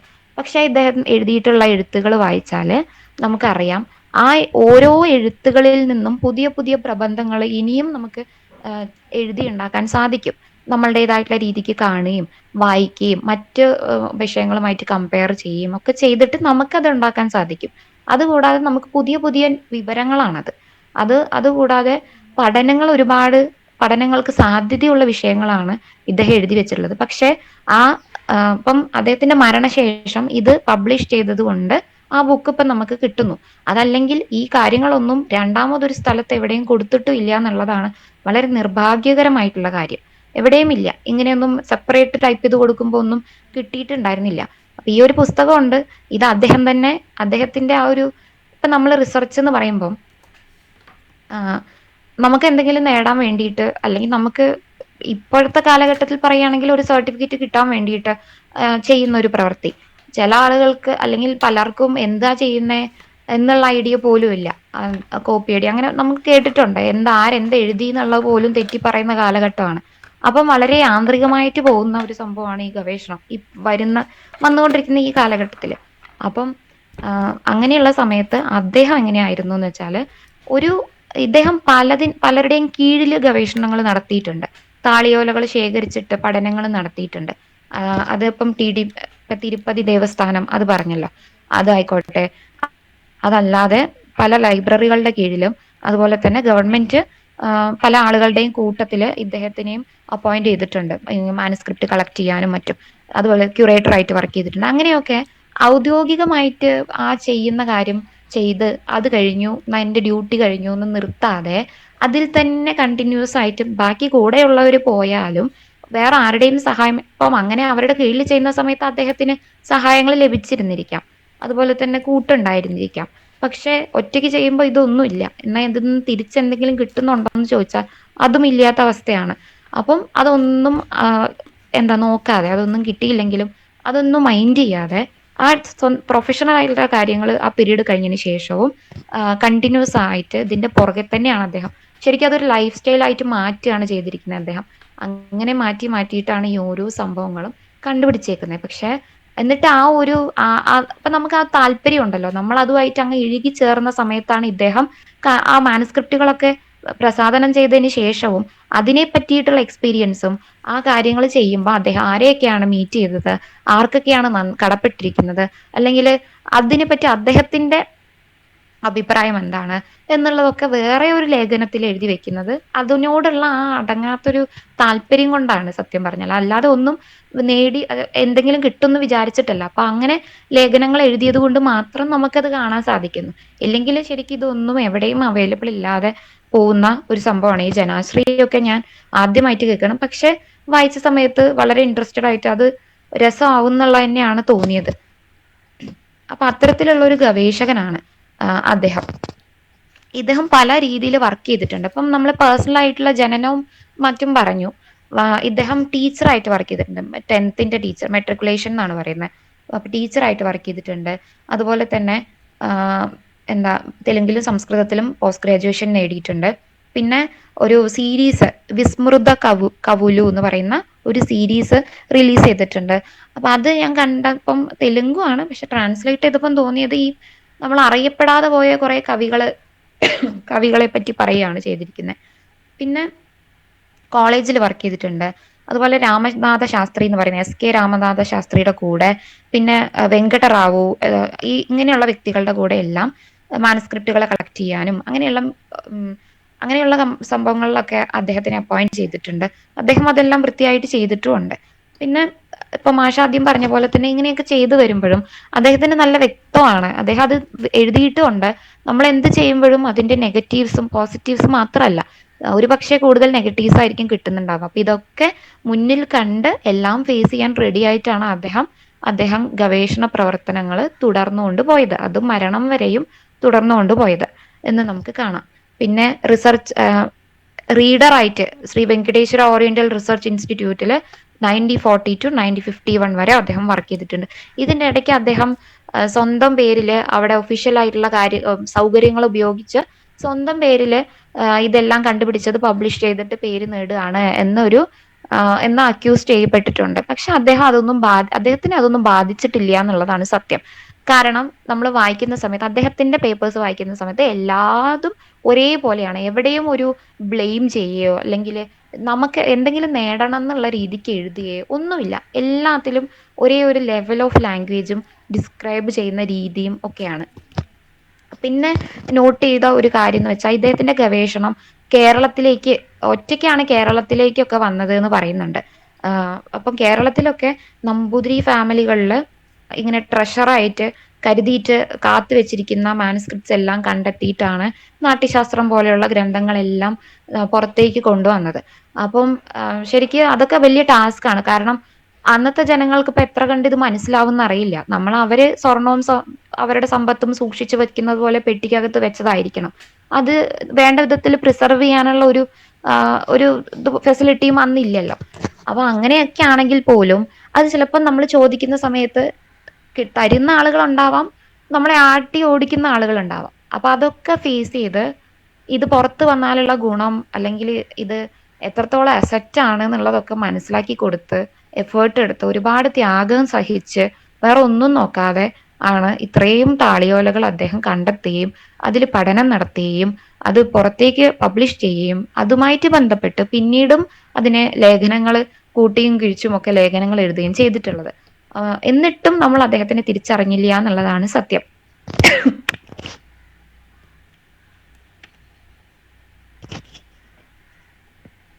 അപ്പം ഇത്രയാണ് എനിക്ക് പറയാനുള്ളത്. അപ്പം നമ്മള് ഇതിപ്പം എന്താണ് ഞാൻ ഉദ്ദേശിക്കുന്നത് വെച്ചാൽ നമ്മൾ ഇത് പരിചയപ്പെടുത്തുക എന്നുള്ളതാണ് ഞാൻ ഉദ്ദേശിച്ചത്. എനിക്കിപ്പം അറിയില്ല എത്ര പേർക്ക് ഇത് അറിയുന്നത്. ഞാൻ ആദ്യമായിട്ടാണ് അറിയുന്നത്. അപ്പം ആ അറിഞ്ഞ കാര്യങ്ങൾ അതേ ഒരു ഇന്റൻസിറ്റിയിൽ ഷെയർ ചെയ്യണം എന്ന് എനിക്ക് തോന്നി. ഞാൻ പറഞ്ഞതുപോലെ ഓരോ കാര്യങ്ങളിലും പുതിയ പുതിയ പഠനങ്ങൾ കൊണ്ടുവരാനുള്ള സാധ്യതയുണ്ട്. അതുകൊണ്ട് തന്നെ നമുക്ക് പഠിക്കണം. പിന്നെ എങ്ങനെ ഒരു ഗവേഷകനാവണം എന്നുള്ളതും ഒരു ഇൻസ്പിറേഷൻ ആണ് ഇദ്ദേഹം എങ്ങനെ ആവണം എന്നുള്ളതിന്. പിന്നെ ഒരു ഇൻസിഡന്റ് അദ്ദേഹത്തിന്റെ ജീവിതത്തിൽ അത് ഞാൻ കണ്ടത് ഷെയർ ചെയ്യാണ്. അദ്ദേഹം ഇങ്ങനെയൊക്കെ ഇത്രയും കാര്യങ്ങൾ ഗവൺമെന്റിന്റെ അണ്ടറിലും അല്ലാതെയൊക്കെ ഇത്രയും കാര്യങ്ങൾ ചെയ്തതാണ്. എന്നിട്ടും അദ്ദേഹം അതിനുള്ള ഒരു ഒന്നും നേടിയിട്ടുമില്ല, അല്ലെങ്കിൽ ആഗ്രഹവും ഇല്ല എന്ന് പറയാണ്. യൂണിവേഴ്സിറ്റി ക്യാമ്പസിൽ ഒരിക്കൽ ആന്ധ്രാപ്രദേശ് യൂണിവേഴ്സിറ്റി ക്യാമ്പസിൽ പോകുന്ന സമയത്ത് പോയി പുറത്തിങ്ങനെ മുഷിഞ്ഞ വേഷവും അങ്ങനെയൊക്കെ ആയിട്ട് ഇങ്ങനെ സാധാരണക്കാരനായിട്ട് ഇരിക്കുകയാണ്. അപ്പം അത് തിരിച്ചറിഞ്ഞിട്ട് വെങ്കട്ടറാവു എന്ന് പറയുന്ന ഒരു വ്യക്തി പുറത്ത് വന്ന് അദ്ദേഹത്തിനെ വിളിച്ചു കൊണ്ടുപോയി. എന്നിട്ട് എന്താണ് ഉള്ളിൽ കയറാത്തെ എന്നൊക്കെ ചോദിക്കുകയാണ്. ആ വെങ്കിട്ടറാവുവിന്റെ കൂടെ തന്നെ വർക്ക് ചെയ്തിട്ടുള്ള ഒരു വ്യക്തിയാണ് ഇദ്ദേഹം. പക്ഷെ വെങ്കിട്ടറാവു ഒരു ഒഫീഷ്യലായിട്ട് വളരെ ഒരു ക്യാബിനൊക്കെ ആയിട്ട് ഇരിക്കുന്ന സമയത്ത് ഇദ്ദേഹത്തിന് ഒരു പൊസിഷനും ഇല്ല, ഒന്നുമില്ലാതെ സാധാരണയിലും താഴെയുള്ള ലെവലിലായിട്ട് പുറത്തിരിക്കേണ്ട അവസ്ഥ വരികയാണ്. അപ്പൊ ഇദ്ദേഹം അങ്ങനെ അതൊന്നും മൈൻഡ് ചെയ്യാതെ വന്ന കാര്യത്തിൽ നോക്കി. പിന്നെ അദ്ദേഹം പറഞ്ഞത് ഇത്രയാണെന്നാണ് രണ്ട് രീതിയിൽ വായിച്ചിട്ടുണ്ട്. ഒന്ന്, ഒന്നും പറഞ്ഞില്ല എന്നും കാര്യമാക്കിയില്ല എന്നും. മറ്റൊന്ന്, ആളില്ലാതെ വരുന്ന സമയത്ത് എന്തൊക്കെ ചെയ്താലും അവിടെ ഒരാളില്ലെങ്കിൽ നമ്മൾ കയറി ഇരിക്കാൻ പാടില്ലല്ലോ എന്നുള്ള രീതിക്ക്. അതായത് ഇത്രയും വലിയ കാര്യങ്ങൾ ചെയ്താലും നമുക്കറിയാം, ഇന്ന് നമ്മൾ ക്ലാസിക് എന്ന് പറയുന്ന പല വർക്കുകളും നേടിയെടുത്തത് അല്ലെങ്കിൽ ഈ ഇരുട്ടെന്നൊക്കെ പൊടി പിടിച്ച് കിടക്കുന്നതൊക്കെ പുറത്തേക്ക് എടുത്തത് ഇദ്ദേഹത്തിനെ പോലെയുള്ള ആളുകളുടെ പ്രയത്നത്തിന്റെ ഫലമായിട്ടാണ്. അപ്പൊ പക്ഷെ അതൊന്നും തിരിച്ചു കിട്ടാതെ ഇത്രയും ഒരു അവസ്ഥയിലാണ് അദ്ദേഹം അവസാന കാലത്ത് തിരുപ്പതിയിൽ മരണം അടഞ്ഞത് എന്നാണ് പറയുന്നത്. സഹായിക്കാൻ വേണ്ടിയിട്ട് തിരിച്ചറിവ് വരുന്ന കാലമാകുമ്പോഴേക്കും അദ്ദേഹത്തിന്റെ ജീവിതം അദ്ദേഹത്തിനെ കൈവിട്ടിരുന്നു എന്നാണ് പറയുന്നത്. പിന്നെ അദ്ദേഹം തന്നെ പറയുന്നുണ്ട്, നാട്യശാസ്ത്രത്തിന്റെ ഒക്കെ പീസായിട്ടാണ് കിട്ടിയത്. അത് വായിക്കുന്ന സമയത്ത് ഭരതമുനിക്ക് പോലും അറിയില്ല അത് എന്താണെന്ന്. അത്തരത്തിലുള്ള അവസ്ഥയിലാണ് ഇത് കണ്ടെത്തിയത് എന്ന് പറയുന്നുണ്ട്. അത് അദ്ദേഹത്തിന്റെ ആ ഒരു നിഷ്കളങ്കതയോടുകൂടി പറയുന്നതായിട്ടാണ് എനിക്ക് തോന്നിയത്. അല്ലാതെ ഇങ്ങനെയൊക്കെയാണ് ഞാൻ ചെയ്തത് എന്നുള്ള രീതിക്ക് എന്തെങ്കിലും നേടാനോ സ്ഥാപിക്കാനോ എന്നുള്ള രീതിക്കല്ല. പക്ഷെ ഇതെങ്ങനെയായിരുന്നു കടന്നിട്ടുണ്ടായിരുന്നത് എന്നുള്ളത് നമ്മളോട് ഷെയർ ചെയ്യുന്ന രീതിക്ക് ആണ് അദ്ദേഹം ചെയ്യുന്നത്. അപ്പം ഇതില് ഓരോ വിഷയങ്ങള്, അതുപോലെ തന്നെ ഈ ഒരു വ്യക്തിയെ പറ്റിയിട്ട് നമ്മൾ കൂടുതൽ, ഇപ്പം സാർ ആദ്യം പറഞ്ഞു എന്തുകൊണ്ടാണ് സിലബസിലൊന്നും ഇല്ലാത്ത, ശരിക്കും അതൊക്കെ പഠിപ്പിക്കേണ്ടതാണെന്നാണ് എനിക്ക് തോന്നിയിരിക്കുന്നത്. തെലുങ്കുവില് ഞാൻ ഈ തെലുങ്ക് യൂട്യൂബ് ചാനലിലൊക്കെ വെറുതെ ഇങ്ങനെ യൂട്യൂബിൽ വെറുതെ ടൈപ്പ് ചെയ്ത് കൊടുത്ത സമയത്ത് നമ്മൾ ഈ വള്ളത്തോളിനെയൊക്കെ പഠിക്കുമല്ലോ PSCക്ക്, ജനനം മരണം അദ്ദേഹത്തിന്റെ വർക്കുകള് അവാർഡുകള്, ആ രീതിക്ക് ഇദ്ദേഹത്തിനെ പറ്റി പഠിപ്പിച്ചു കൊടുക്കുന്നുണ്ട്. പക്ഷെ അത് ഈ അടുത്ത കാലത്ത് സിലബസിന്റെ ഭാഗമാക്കിയതാണ്. അപ്പൊ അവർക്ക് മനസ്സിലായിട്ടുണ്ട് ആ ഒരു തെലുങ്ക് ഭാഷയെ ഒരു കാലത്ത് മുന്നോട്ട് കൊണ്ടുവരാൻ വേണ്ടിയിട്ട് പ്രയത്നിച്ച വ്യക്തിയാണെന്നുള്ളത്. മരണശേഷം ആണെങ്കിൽ പോലും അവർ മനസ്സിലാക്കിയിട്ടുണ്ട്. പക്ഷെ സംസ്കൃതത്തിന്റെ കാര്യത്തിൽ അത് എത്ര കണ്ട് നടന്നിട്ടുണ്ട് എന്നുള്ളത് ഒരു ചോദ്യചിഹ്നം തന്നെയാണ്. നാട്യശാസ്ത്രത്തിന്റെ പേരിലല്ലാതെ ഇദ്ദേഹത്തിനെ അറിയുന്നില്ല. ഭാരതഘോഷത്തിനെ പറ്റി പോലും കൂടുതൽ ഒന്നും വായിക്കാൻ നമുക്ക് കിട്ടുന്നില്ല. ആ ഒരു ഗ്രന്ഥം അല്ലാതെ കൂടുതലായിട്ടൊന്നും ഇല്ല എന്നുള്ളതാണ് സത്യം. അപ്പൊ അതൊന്നൊക്കെ മാറി കുറച്ചെങ്കിലും അദ്ദേഹത്തിനെ പറ്റി മനസ്സിലാക്കുക. ആ ഒരു പേഴ്സണാലിറ്റിയിൽ എന്തെങ്കിലും ഒരു കുറച്ച് ക്വാളിറ്റീസ് എങ്കിലും നമ്മൾ എടുക്കുക. പിന്നെ ഇത്രയും ഒരു വായിക്കുന്ന സമയത്ത് നമുക്ക് വിഷമം തോന്നും, ഇങ്ങനെയൊക്കെ ചെയ്ത ഒരു വ്യക്തിക്ക് ഒന്നും കിട്ടാതെ പോയി എന്നുള്ളത്. അദ്ദേഹത്തിന് അതൊരു വിഷമമായിരിക്കില്ല. കാരണം ഇപ്പം അദ്ദേഹം ജനിച്ച ഒരു ബാക്ക്ഗ്രൗണ്ട് എന്ന് പറയുന്നത്, അദ്ദേഹത്തിന്റെ ഫാദർ കുറെ ലാംഗ്വേജസ് കൈകാര്യം ചെയ്യുന്ന കുറെ പണ്ഡിതന്മാരുടെ ഫാമിലിയിൽ ജനിച്ചതാണ്. പിന്നെ നമുക്ക് വായിക്കുമ്പോൾ കാണാം അദ്ദേഹത്തിന്റെ പൂർവികര് അന്നത്തെ കാലത്ത് നമ്മൾ എന്തെങ്കിലും എഴുതി കൊടുക്കുന്ന സമയത്ത്, അല്ലെങ്കിൽ അവർക്ക് പേഴ്സണൽ ആയിട്ടുള്ള എന്തെങ്കിലും ഒരു ബെനിഫിറ്റിന് വേണ്ടി രചനകൾ നിർവഹിക്കുന്ന സമയത്ത് അന്നത്തെ ഭരണകർത്താക്കള് അതിനുള്ള ഉപഹാരം കൊടുക്കും, രാജാവായിക്കോട്ടെ അങ്ങനെ. അപ്പം ബ്രിട്ടീഷ് സാമ്രാജ്യത്തിന്റെ കീഴില് ബ്രിട്ടീഷ് രാജ്ഞിയുടെ കയ്യിൽ നിന്ന് ഇത്തരത്തിലുള്ള ഉപഹാരങ്ങൾ നേടിയിട്ടുള്ള ആളുകളാണ് ഇദ്ദേഹത്തിന്റെ പൂർവികര്, അച്ഛനും മറ്റും. അപ്പൊ അങ്ങനെ നോക്കുമ്പോൾ അദ്ദേഹത്തിന് ശരിക്ക് വെറുതെ ഇരുന്നാൽ കിട്ടുമായിരിക്കും അല്ലേ? വെറുതെ ഇരുന്നാൽ തന്നെ ഇത് കയ്യിൽ വരും. അല്ലെങ്കിൽ ഒന്നും ചെയ്തില്ലെങ്കിലും അദ്ദേഹത്തിന്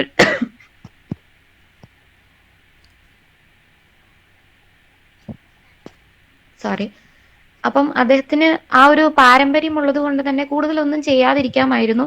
അല്ലെങ്കിൽ ചെയ്ത കാര്യം വളരെ നല്ല രീതിക്ക് പ്രൊമോട്ട് ചെയ്ത് എന്തെങ്കിലും നേടിയെടുക്കാമായിരുന്നു. അതൊന്നും ഇല്ലാതെ അദ്ദേഹത്തിന് അദ്ദേഹത്തിൻ്റെതായിട്ടുള്ള ഒരു വഴി ഉണ്ടായിരുന്നു, അതിലൂടെ സഞ്ചരിച്ചു. അപ്പൊ ആ ഒരു ക്വാളിറ്റി വായിച്ചപ്പം വിഷമം തോന്നുന്ന ഒരു രീതിക്ക് എനിക്ക് അങ്ങനെയാണ് തോന്നിയത്.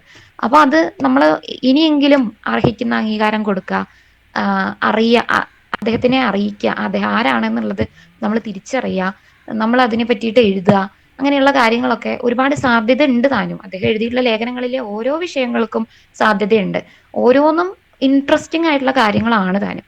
അപ്പൊ അങ്ങനെയുള്ള ഒരു വ്യക്തിയാണ്, ഗവേഷകൻ എന്ന നിലയ്ക്കാണ് കൂടുതലും പ്രവർത്തിച്ചതും, അല്ലെങ്കിൽ കൂടുതലും തന്റെ ജീവിതത്തിന്റെ മുഴുവൻ പാർട്ടും കൊടുത്തത് അതിന് വേണ്ടിയിട്ടാണ്.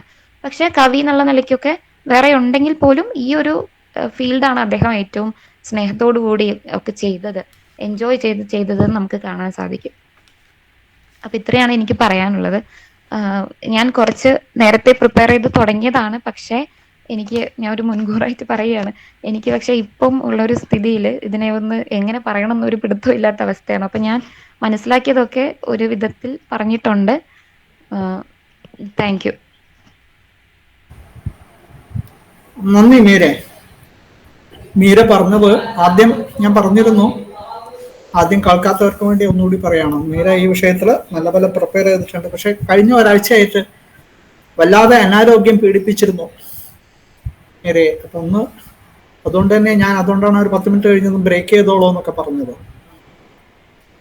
പക്ഷെ നല്ലൊരു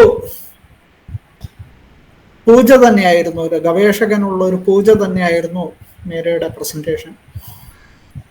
ശരിയാണ്, പല നിലയ്ക്കും നമ്മൾ പ്രത്യേകിച്ച് കേരളീയര് അറിയേണ്ട ഒരു വ്യക്തിയാണ് എം.ആർ. കവി. എം.ആർ. കവിയെ, മാനവല്ലി രാമകൃഷ്ണ കവിയെ നമ്മൾ ആകെ അറിയുന്നത് അഭിനവ് ഭാരതിയുടെ പ്രസാധന രംഗത്തുള്ള അദ്ദേഹത്തിന്റെ സംഭാവന മാത്രമാണ്. ഭരതകോശത്തെ കുറിച്ച് ഞാൻ തന്നെ ആദ്യമായിട്ട് കണ്ടത് 2 മാസം മുമ്പ് എന്തോ വർക്ക് ചെയ്തുകൊണ്ടിരിക്കുമ്പോൾ ഭരതകോശം എന്നൊരു ഗ്രന്ഥത്തെക്കുറിച്ച് അതിൽ നിന്ന് സൈറ്റേഷൻസ് കണ്ടു. അപ്പൊ അതിലേക്ക് പോയപ്പോഴാണ് ഭരതകോശം എന്നുള്ള ആ കോശം നാട്യശാസ്ത്രത്തിനും അഭിനവ ഭാരതിക്കും ഇടയ്ക്കുണ്ടായിട്ടുള്ള നാട്യരംഗത്തെ പല സംഭവ വികാസ പരിണാമങ്ങൾ, നൃത്തഗീത വാദ്യങ്ങളുടെ മേഖലയിലുള്ള ഒരുപാട് വികാസ പരിണാമങ്ങൾ ശേഖരിച്ചു വെച്ചിട്ടുള്ള ഗ്രന്ഥങ്ങളിൽ നിന്നും വളരെ ബുദ്ധിമുട്ടിയിട്ട് പംക്തികൾ ഉദ്ധരിച്ച് ക്രമമായിട്ട് വിഷയക്രമം അനുസരിച്ച് രേഖപ്പെടുത്തി വെച്ചിരിക്കുകയാണ്. കിട്ടാത്ത ഗ്രന്ഥങ്ങൾ പലതും, അതായത് നാട്യശാസ്ത്രം മനസ്സിലാക്കണമെങ്കിലും അതുപോലെ തന്നെ അഭിനവ ഭാരതി മനസ്സിലാക്കണമെങ്കിലും സഹായകമായിട്ടുള്ള ഒരുപാട് നഷ്ടപ്പെട്ട കണ്ണികൾ ചേർത്ത് വെക്കുന്നതിൽ വളരെയധികം പ്രയോജനകരമായിട്ടുള്ള ഒരു ഗ്രന്ഥമാണ് ഭരതകോശം എന്നുള്ളത്. ഇദ്ദേഹം ഒരുപാട് കാലം വർക്ക് ചെയ്തിട്ടാണ് ആ ഗ്രന്ഥം ഒരു സങ്കലനം ചെയ്തിട്ടുള്ളത്. വാസ്തവത്തിൽ ഇദ്ദേഹത്തിന്റെ ജീവിതത്തെ തന്നെ മൂന്നായിട്ട് തിരിക്കാം എന്ന് ഒരാൾ പറഞ്ഞിരിക്കുന്നു. അത് ഒട്ടും അതിശയോക്തി അല്ല എന്ന് തോന്നുന്നു. 1, താളിയോലകൾ ശേഖരിക്കുകയും സംരക്ഷിക്കുകയും ചെയ്യുക എന്നുള്ളത്. 2, അഭിനവ് ഭാരതിയുടെ പ്രസാധനം. 3, ഭരതകോശം എന്ന ഗ്രന്ഥത്തിന്റെ രചന. നമ്മുടെ മലയാളികൾ പ്രത്യേകിച്ച് ഇദ്ദേഹത്തെ അറിയേണ്ടതുണ്ട് എന്ന് പറയാൻ കാരണം, ഇവിടുന്ന് കൊണ്ടുപോയ കൗമുദി മഹോത്സവം വെച്ചുകൊണ്ടാണ് വിജ്ജികയുടെ വർക്കാണ് എന്ന് ഇദ്ദേഹം പറയുകയും A.K. വാഡറൊക്കെ പിന്നീട് അത് അങ്ങനെ അല്ല എന്നൊക്കെ വേറിട്ടൊരു അഭിപ്രായം രേഖപ്പെടുത്തിയിട്ടുണ്ടെങ്കിലും ആ താളിയോല കേരളത്തിൽ നിന്നാണ് അദ്ദേഹം കണ്ടെത്തി പ്രസാധനം ചെയ്തത്. വിജ്ജിക എന്ന സംസ്കൃതത്തിലെ വിരലിലെണ്ണാവുന്ന കവയിത്രികളെ നമുക്കുള്ളൂ എന്നറിയാം. അവരിൽ ഒരാളാണ് വിജ്ജികയുടെ കൗമുദി മഹോത്സവം. അതുപോലെ തന്നെ ഈ ജനാശ്രീ എന്ന് പറയുന്ന ഈ പുതിയ തരം ഛന്ദശാസ്ത്രം, അതും താളിയോല കണ്ടെത്തിയത് കേരളത്തിൽ നിന്നാണ്. വളരെ ഒരുപാട് കാര്യങ്ങൾ മീര പറഞ്ഞിട്ടുണ്ട്. ഒരുപാട് കാര്യങ്ങൾ നമ്മൾ ശ്രദ്ധിക്കേണ്ടതുമാണ്. മീര പറഞ്ഞപ്പോൾ ചില കാര്യങ്ങൾ മീരയും ഒന്നുകൂടി ശ്രദ്ധിക്കുന്നത് നന്നായിരിക്കും. മീരയ്ക്ക് പരിചയക്കുറവുണ്ട്. ഇതിപ്പോ ചതുർഭാണിയിലെ നാടകങ്ങളുടെ പേരുകൾ പറയുമ്പോൾ പത്മപ്രാഭൃതകം, ധൂർത്തവിട സംവാദം, ഉഭയാഭിസാരിക, പാദതാടിത്തകം ഒക്കെ ചിലർക്ക് മാറിപ്പോയോ എന്ന് സംശയമുണ്ട്. അത് സാരമില്ല, ശരിക്ക് നല്ലൊരു വിഷയത്തെ നല്ല രീതിയിൽ അവതരിപ്പിച്ചു. ഇദ്ദേഹം മീര പറഞ്ഞതൊന്നും പ്രസന്റേഷനൊന്നും നമുക്കറിയാവുന്ന ഒരു കാര്യമാണ്, അല്ലെങ്കിൽ തന്നെ അറിയാം. ആന്ധ്രാപ്രദേശുകാരനാണെങ്കിലും ഇദ്ദേഹത്തിന്റെ പൂർവികർ തന്നെ മദ്രാസ് നഗരത്തില് സെറ്റിൽ ചെയ്തിരുന്നു. അദ്ദേഹം ജനിച്ചു വളർന്നൊക്കെ മദ്രാസിലാണ്. ഗവൺമെന്റ് ഓറിയന്റൽ മാനേജേഴ്സ് ലൈബ്രറിയിൽ വർക്ക് ചെയ്തിരുന്നു. അവസാന കാലത്തിലാണ് തിരുപ്പതിയിലെ ആന്ധ്രാപ്രദേശിലെ ശ്രീ വെങ്കടേശ്വര ഓറിയന്റൽ റിസർച്ച് ഇൻസ്റ്റിറ്റ്യൂട്ടിൽ ഇദ്ദേഹം ജോലിക്ക് ചേർന്നത്. ഇദ്ദേഹമാണ് അവിടുത്തെ പ്രസിദ്ധമായിട്ടുള്ള ആ ജേണല്, ഇവരുടെ റിസർച്ച് ഇൻസ്റ്റിറ്റ്യൂട്ടിന്റെ, ശ്രീ വെങ്കടേശ്വര ഓറിയന്റൽ റിസർച്ച് ഇൻസ്റ്റിറ്റ്യൂട്ടിന്റെ ജേണൽ തുടങ്ങി വെച്ചത് ഇദ്ദേഹമാണ്. പല കാര്യങ്ങളും പറഞ്ഞു മീര, ഇനിയും കൂട്ടിച്ചേർക്കാവുന്നതുണ്ട്. തീർച്ചയായിട്ടും നമ്മൾ ശ്രദ്ധിക്കേണ്ടതായ, അതുപോലെ അദ്ദേഹത്തിന്റെ പല പ്രവർത്തന രംഗങ്ങളും പല ഗ്രന്ഥങ്ങളും നമ്മളെന്ന് പറഞ്ഞാൽ കേരളീയർ മാത്രമല്ല പൊതുവെ ശ്രദ്ധിക്കപ്പെടാതെ തന്നെ തുടരുകയാണെന്നുള്ളത് ഒരു ദുഃഖകരമായ വസ്തുതയാണ്. ഇത് ഞാൻ മാത്രമല്ല പറയുന്നത്, ഞാൻ പറഞ്ഞല്ലോ, തുടക്കത്തിൽ ഞാൻ സൂചിപ്പിച്ചിരുന്നു, ആന്ധ്രാപ്രദേശിൽ നിന്നുള്ളവർ തന്നെ പറയുന്നുണ്ട്, പണ്ഡിതന്മാര് ഈ രംഗത്ത് ധാരാളം ഗവേഷണ രംഗത്ത് പ്രവർത്തിച്ചുകൊണ്ടിരിക്കുന്നവർ പറയുന്നു, ശരിക്ക് വേണ്ടത്ര ശ്രദ്ധിക്കപ്പെട്ടിട്ടില്ല, അംഗീകരിക്കപ്പെട്ടിട്ടില്ല എന്നുള്ള വസ്തുത. ഏതായാലും വളരെ സന്തോഷമുണ്ട്. ഇങ്ങനൊരു വിഷയത്തെ കഴിയുന്നത്ര പരിശ്രമിച്ച് കാര്യങ്ങൾ മനസ്സിലാക്കി ഉപാദാനങ്ങൾ അന്വേഷിച്ച് അത് ഏകത്രീകരിച്ച് വളരെ നന്നായിട്ട് തന്നെ അവതരണം നടത്തി മീര എന്നുള്ളതിൽ. അപ്പോൾ ഇനി എല്ലാവരുടെയും ഇടപെടലുകൾ, കൂട്ടിച്ചേർക്കലുകൾ, അഭിപ്രായങ്ങളെല്ലാം സ്വാഗതം ചെയ്യുന്നു. മണി 5:30 നമുക്കൊരു 20 മിനിറ്റ് മൊത്തം സമയമുണ്ടാവും. 5:50 നമ്മൾ നിർത്തണം. അത് തന്നെ കുറച്ച് കൂടുതലാണ്, എങ്കിലും വിഷയം വളരെ പ്രധാനം ആയതുകൊണ്ടും ചർച്ചകൾ ആവശ്യമുള്ളത് കൊണ്ടും 20 മിനിറ്റ് നമുക്ക് എടുക്കാം. ഞാൻ നിർത്തട്ടെ. ആരെയും പേരെടുത്ത് വിളിക്കുന്നില്ല, വേഗം വേഗം കാര്യങ്ങൾ ഇടപെട്ട് സംസാരിച്ചാൽ വളരെ സന്തോഷം.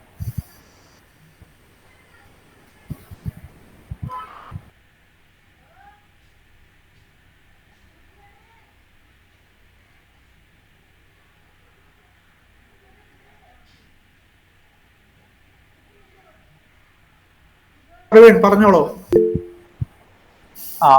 ഒരു ഡൗട്ട് ചോദിക്കാനുള്ള എന്താന്ന് വെച്ച് കഴിഞ്ഞാല്, ഇപ്പോ ഈ അദ്ദേഹത്തിന്റെ കൃതികളുടെ കാര്യം പറയുന്ന കൂട്ടത്തിൽ പറഞ്ഞിരുന്നു, ഈ ഭർതൃഹരിയുടെ സ്വാധീനം ബാക്കിയുള്ള തത്വശാസ്ത്ര ചിന്തകരിൽ എങ്ങനെയാന്നുള്ളതിനെ കുറിച്ച് ഒരു ലേഖനം ഉണ്ട്. അപ്പോ അതെന്താണ് അതിന്റെ ടൈറ്റിൽ, അല്ലെങ്കിൽ ആ ലേഖനം അവൈലബിൾ ആണോ, അത് പുസ്തകമാണോ, എന്താന്ന് മനസ്സിലായില്ല. അപ്പൊ അതിനെ കുറിച്ചൊന്ന് പറഞ്ഞു കഴിഞ്ഞാൽ നന്നായിരുന്നു. പിന്നെ ഈ അഭിനവ് ഭാരതിയുടെ എഡിഷനിൽ അദ്ദേഹത്തിന്റെ ഒരു എഫേർട്ട് ഉണ്ടെന്ന് പറഞ്ഞിരുന്നല്ലോ.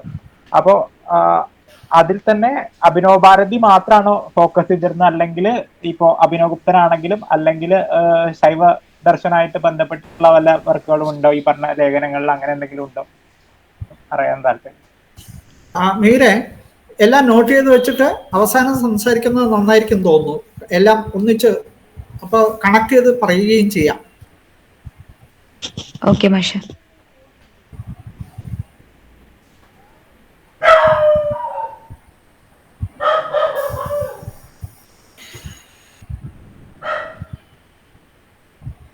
മനീഷ സംസാരിക്കൂ.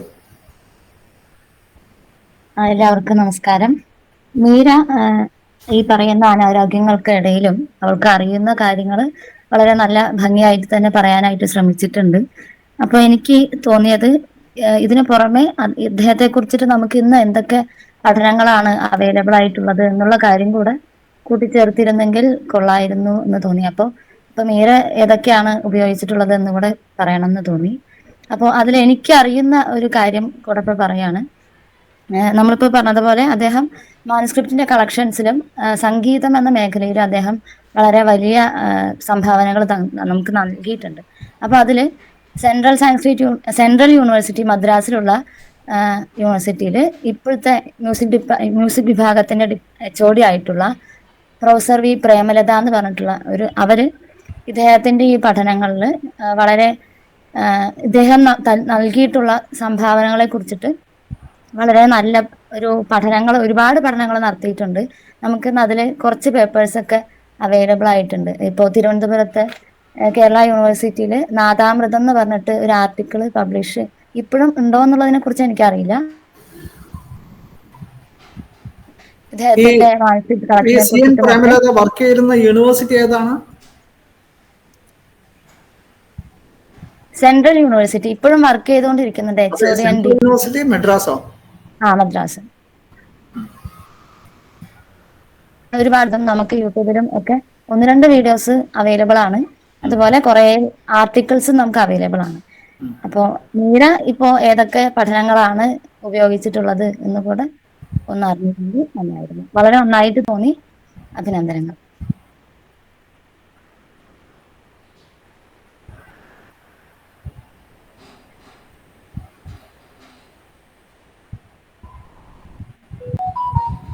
ശ്രീലക്ഷ്മി പറയൂ.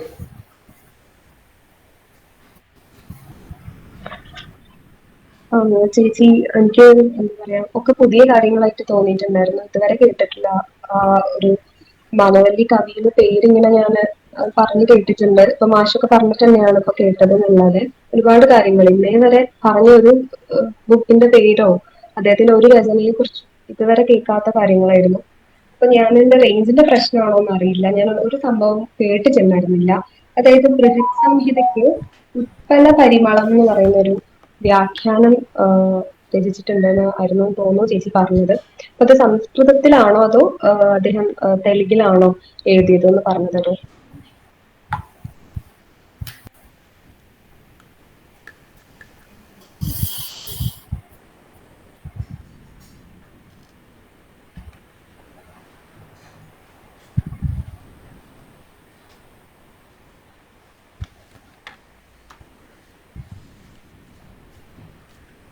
മീരയുടെ നല്ല അവതരണമായിരുന്നു. എനിക്കൊരു സംശയം, ഇദ്ദേഹം ഭാഷ്യദ്വീപം എന്ന് പറഞ്ഞിട്ട് പ്രഭാകരന്റെ ഒരു കൃതി പറയണ്ടായല്ലോ, അത് പബ്ലിഷ് ചെയ്തൊക്കെയാണോ അതോ കണ്ടെത്തിയതിനെ കുറിച്ച് ലേഖനം എഴുതിയേക്കാണോ? ഇനി അങ്ങനെയാണെങ്കിൽ അത് എവിടുന്ന് അദ്ദേഹം കണ്ടെത്തിയെന്നുള്ളത് പറയുന്നുണ്ടോ എന്നുള്ളതാണ്. ആ കാര്യത്തിൽ എനിക്കും ചോദിക്കണമെന്നുണ്ടായിരുന്നു. അത് വളരെ പ്രധാനപ്പെട്ട ഒരു രേഖയാണ്. പക്ഷെ പഠനങ്ങൾ വന്നിട്ടുണ്ടാവണം. അത് ശബരസ്വാമി ഭാഷ്യത്തിന് ഒരു വൃത്തിയാണെന്നൊക്കെയാണ് കിട്ടിയ രേഖകളിൽ നിന്നും മീര പറയുന്നത്. അതിനെക്കുറിച്ച് കൂടുതൽ അറിയാമോ? എത്രത്തോളം ആ കാര്യത്തെക്കുറിച്ച് എന്താ നമുക്ക് പ്രാമാണികമായിട്ടുള്ള നിരീക്ഷണങ്ങളുണ്ട്, ആധികാരികമായിട്ടുള്ള നിരീക്ഷണങ്ങളുണ്ട് എന്നുള്ളത് അറിയേണ്ടതുണ്ട്. വേണുഗോപാലൻ സാറ് അതുപോലെ ശ്രീദേവി ടീച്ചർ സംസാരിക്കുകയാണെങ്കിൽ സന്തോഷമായിരുന്നു.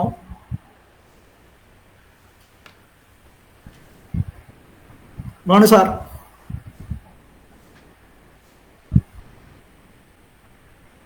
അൺമ്യൂട്ട് ചെയ്യണം, ഒന്നും കേൾക്കുന്നില്ല. സോറി, ഞാൻ ഇദ്ദേഹത്തെ കുറിച്ച് കേട്ടിട്ടേ ഇല്ല. അത്രയല്ലേ എനിക്ക് അതിനെ പറ്റിയൊക്കെ അറിയുള്ളൂ. പെട്ടെന്ന് എനിക്ക് ഓർമ്മ വന്നത് മഞ്ചേശ്വരം ഗോവിന്ദപ്പയ്യാണ്. അദ്ദേഹം സംസ്കൃതത്തിന് എന്തെങ്കിലും വർക്ക് ചെയ്തിട്ടുണ്ടോ എന്നറിയില്ല. മലയാളം നന്നായിട്ട് അറിയാം, മഞ്ചേശ്വരത്തുകാരനാണ്. മാതൃഭാഷ കൊങ്കണിയാണ്. തുളുവും കന്നഡവുമാണ് അദ്ദേഹം ധാരാളം മാനുസ്ക്രിപ്റ്റ് കണ്ടെത്തുകയും പ്രസിദ്ധീകരിക്കുകയും ഒക്കെ ചെയ്തിട്ടുള്ളത്. കർണാടകം അദ്ദേഹം പഠിക്കുകയുണ്ടായി. മലയാളം പ്രദേശത്തിൻ്റെ അതുകൊണ്ട് പഠിച്ചു. അങ്ങനെ ധാരാളം വർക്ക് ചെയ്തിട്ടുണ്ട്. അദ്ദേഹത്തെ പറ്റിയാണ് എനിക്ക് ഓർമ്മ വന്നത്. ഉയരം കുറഞ്ഞ് വട്ടത്തലയായിട്ട് ഒരു മുറിക്കയ്യൻ ഷർട്ടും ഒറ്റ മുണ്ടുമായിട്ട് ഇങ്ങനെ നടക്കുന്ന ഒരാളായിരുന്നു. തോർത്തും ഉള്ളൊരു തോർത്തുമായിട്ട് നടക്കുന്ന ഒരാളായിരുന്നു മഞ്ചേശ്വരം ഗോവിന്ദപ്പൈ എന്ന് കേട്ടിട്ടുണ്ട്. അത് മഞ്ചേശ്വരത്തുള്ള മലയാളികളും കർണാടകക്കാരും ആയിട്ടുള്ള ആളുകൾക്കൊന്നും അദ്ദേഹത്തിൻ്റെ വലിപ്പം അറിഞ്ഞുകൂടായിരുന്നു. പലപ്പോഴും അദ്ദേഹത്തിനെ കൂടുതൽ അറിഞ്ഞിരുന്നത് ധാർവാർ തുടങ്ങിയ പ്രദേശങ്ങളിലായിരുന്നു. അവിടെയൊക്കെ മാനുസ്ക്രിപ്റ്റിന് വേണ്ടി അലഞ്ഞു നടന്നിട്ടുണ്ട്, ധാരാളം വർക്ക് ചെയ്തിട്ടുണ്ട് എന്ന് കേട്ടിട്ടുണ്ട്.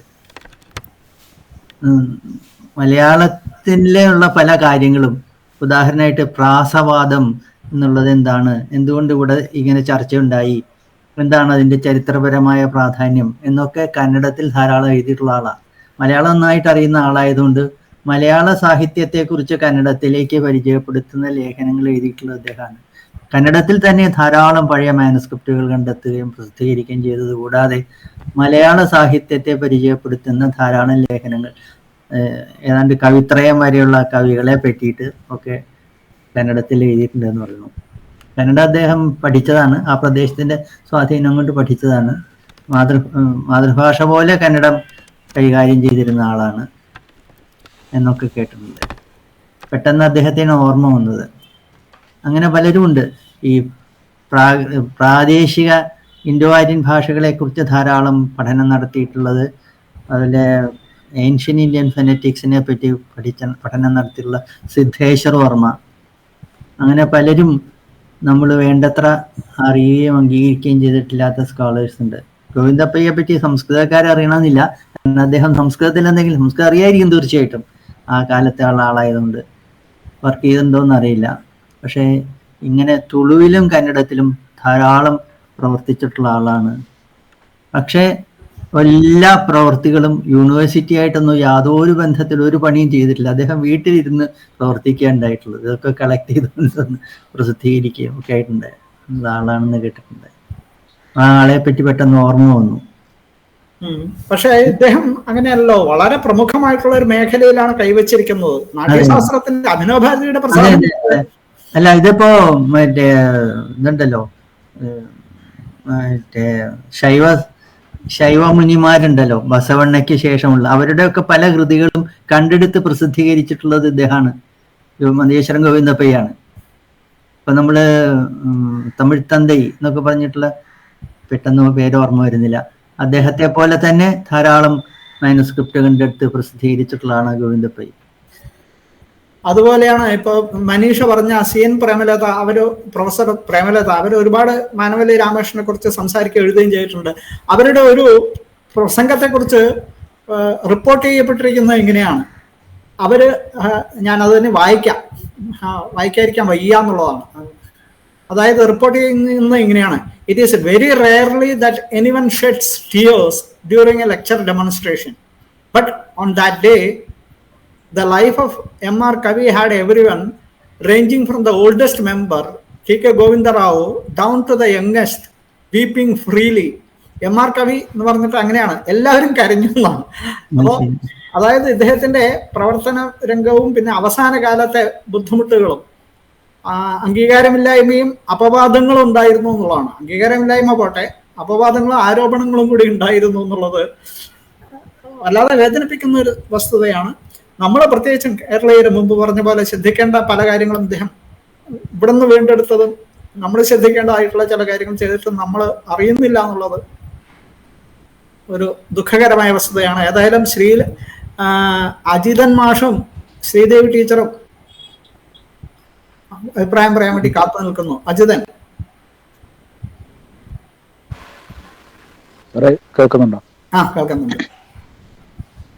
മീരയുടെ പ്രസന്റേഷൻ വളരെ നന്നായിരുന്നു.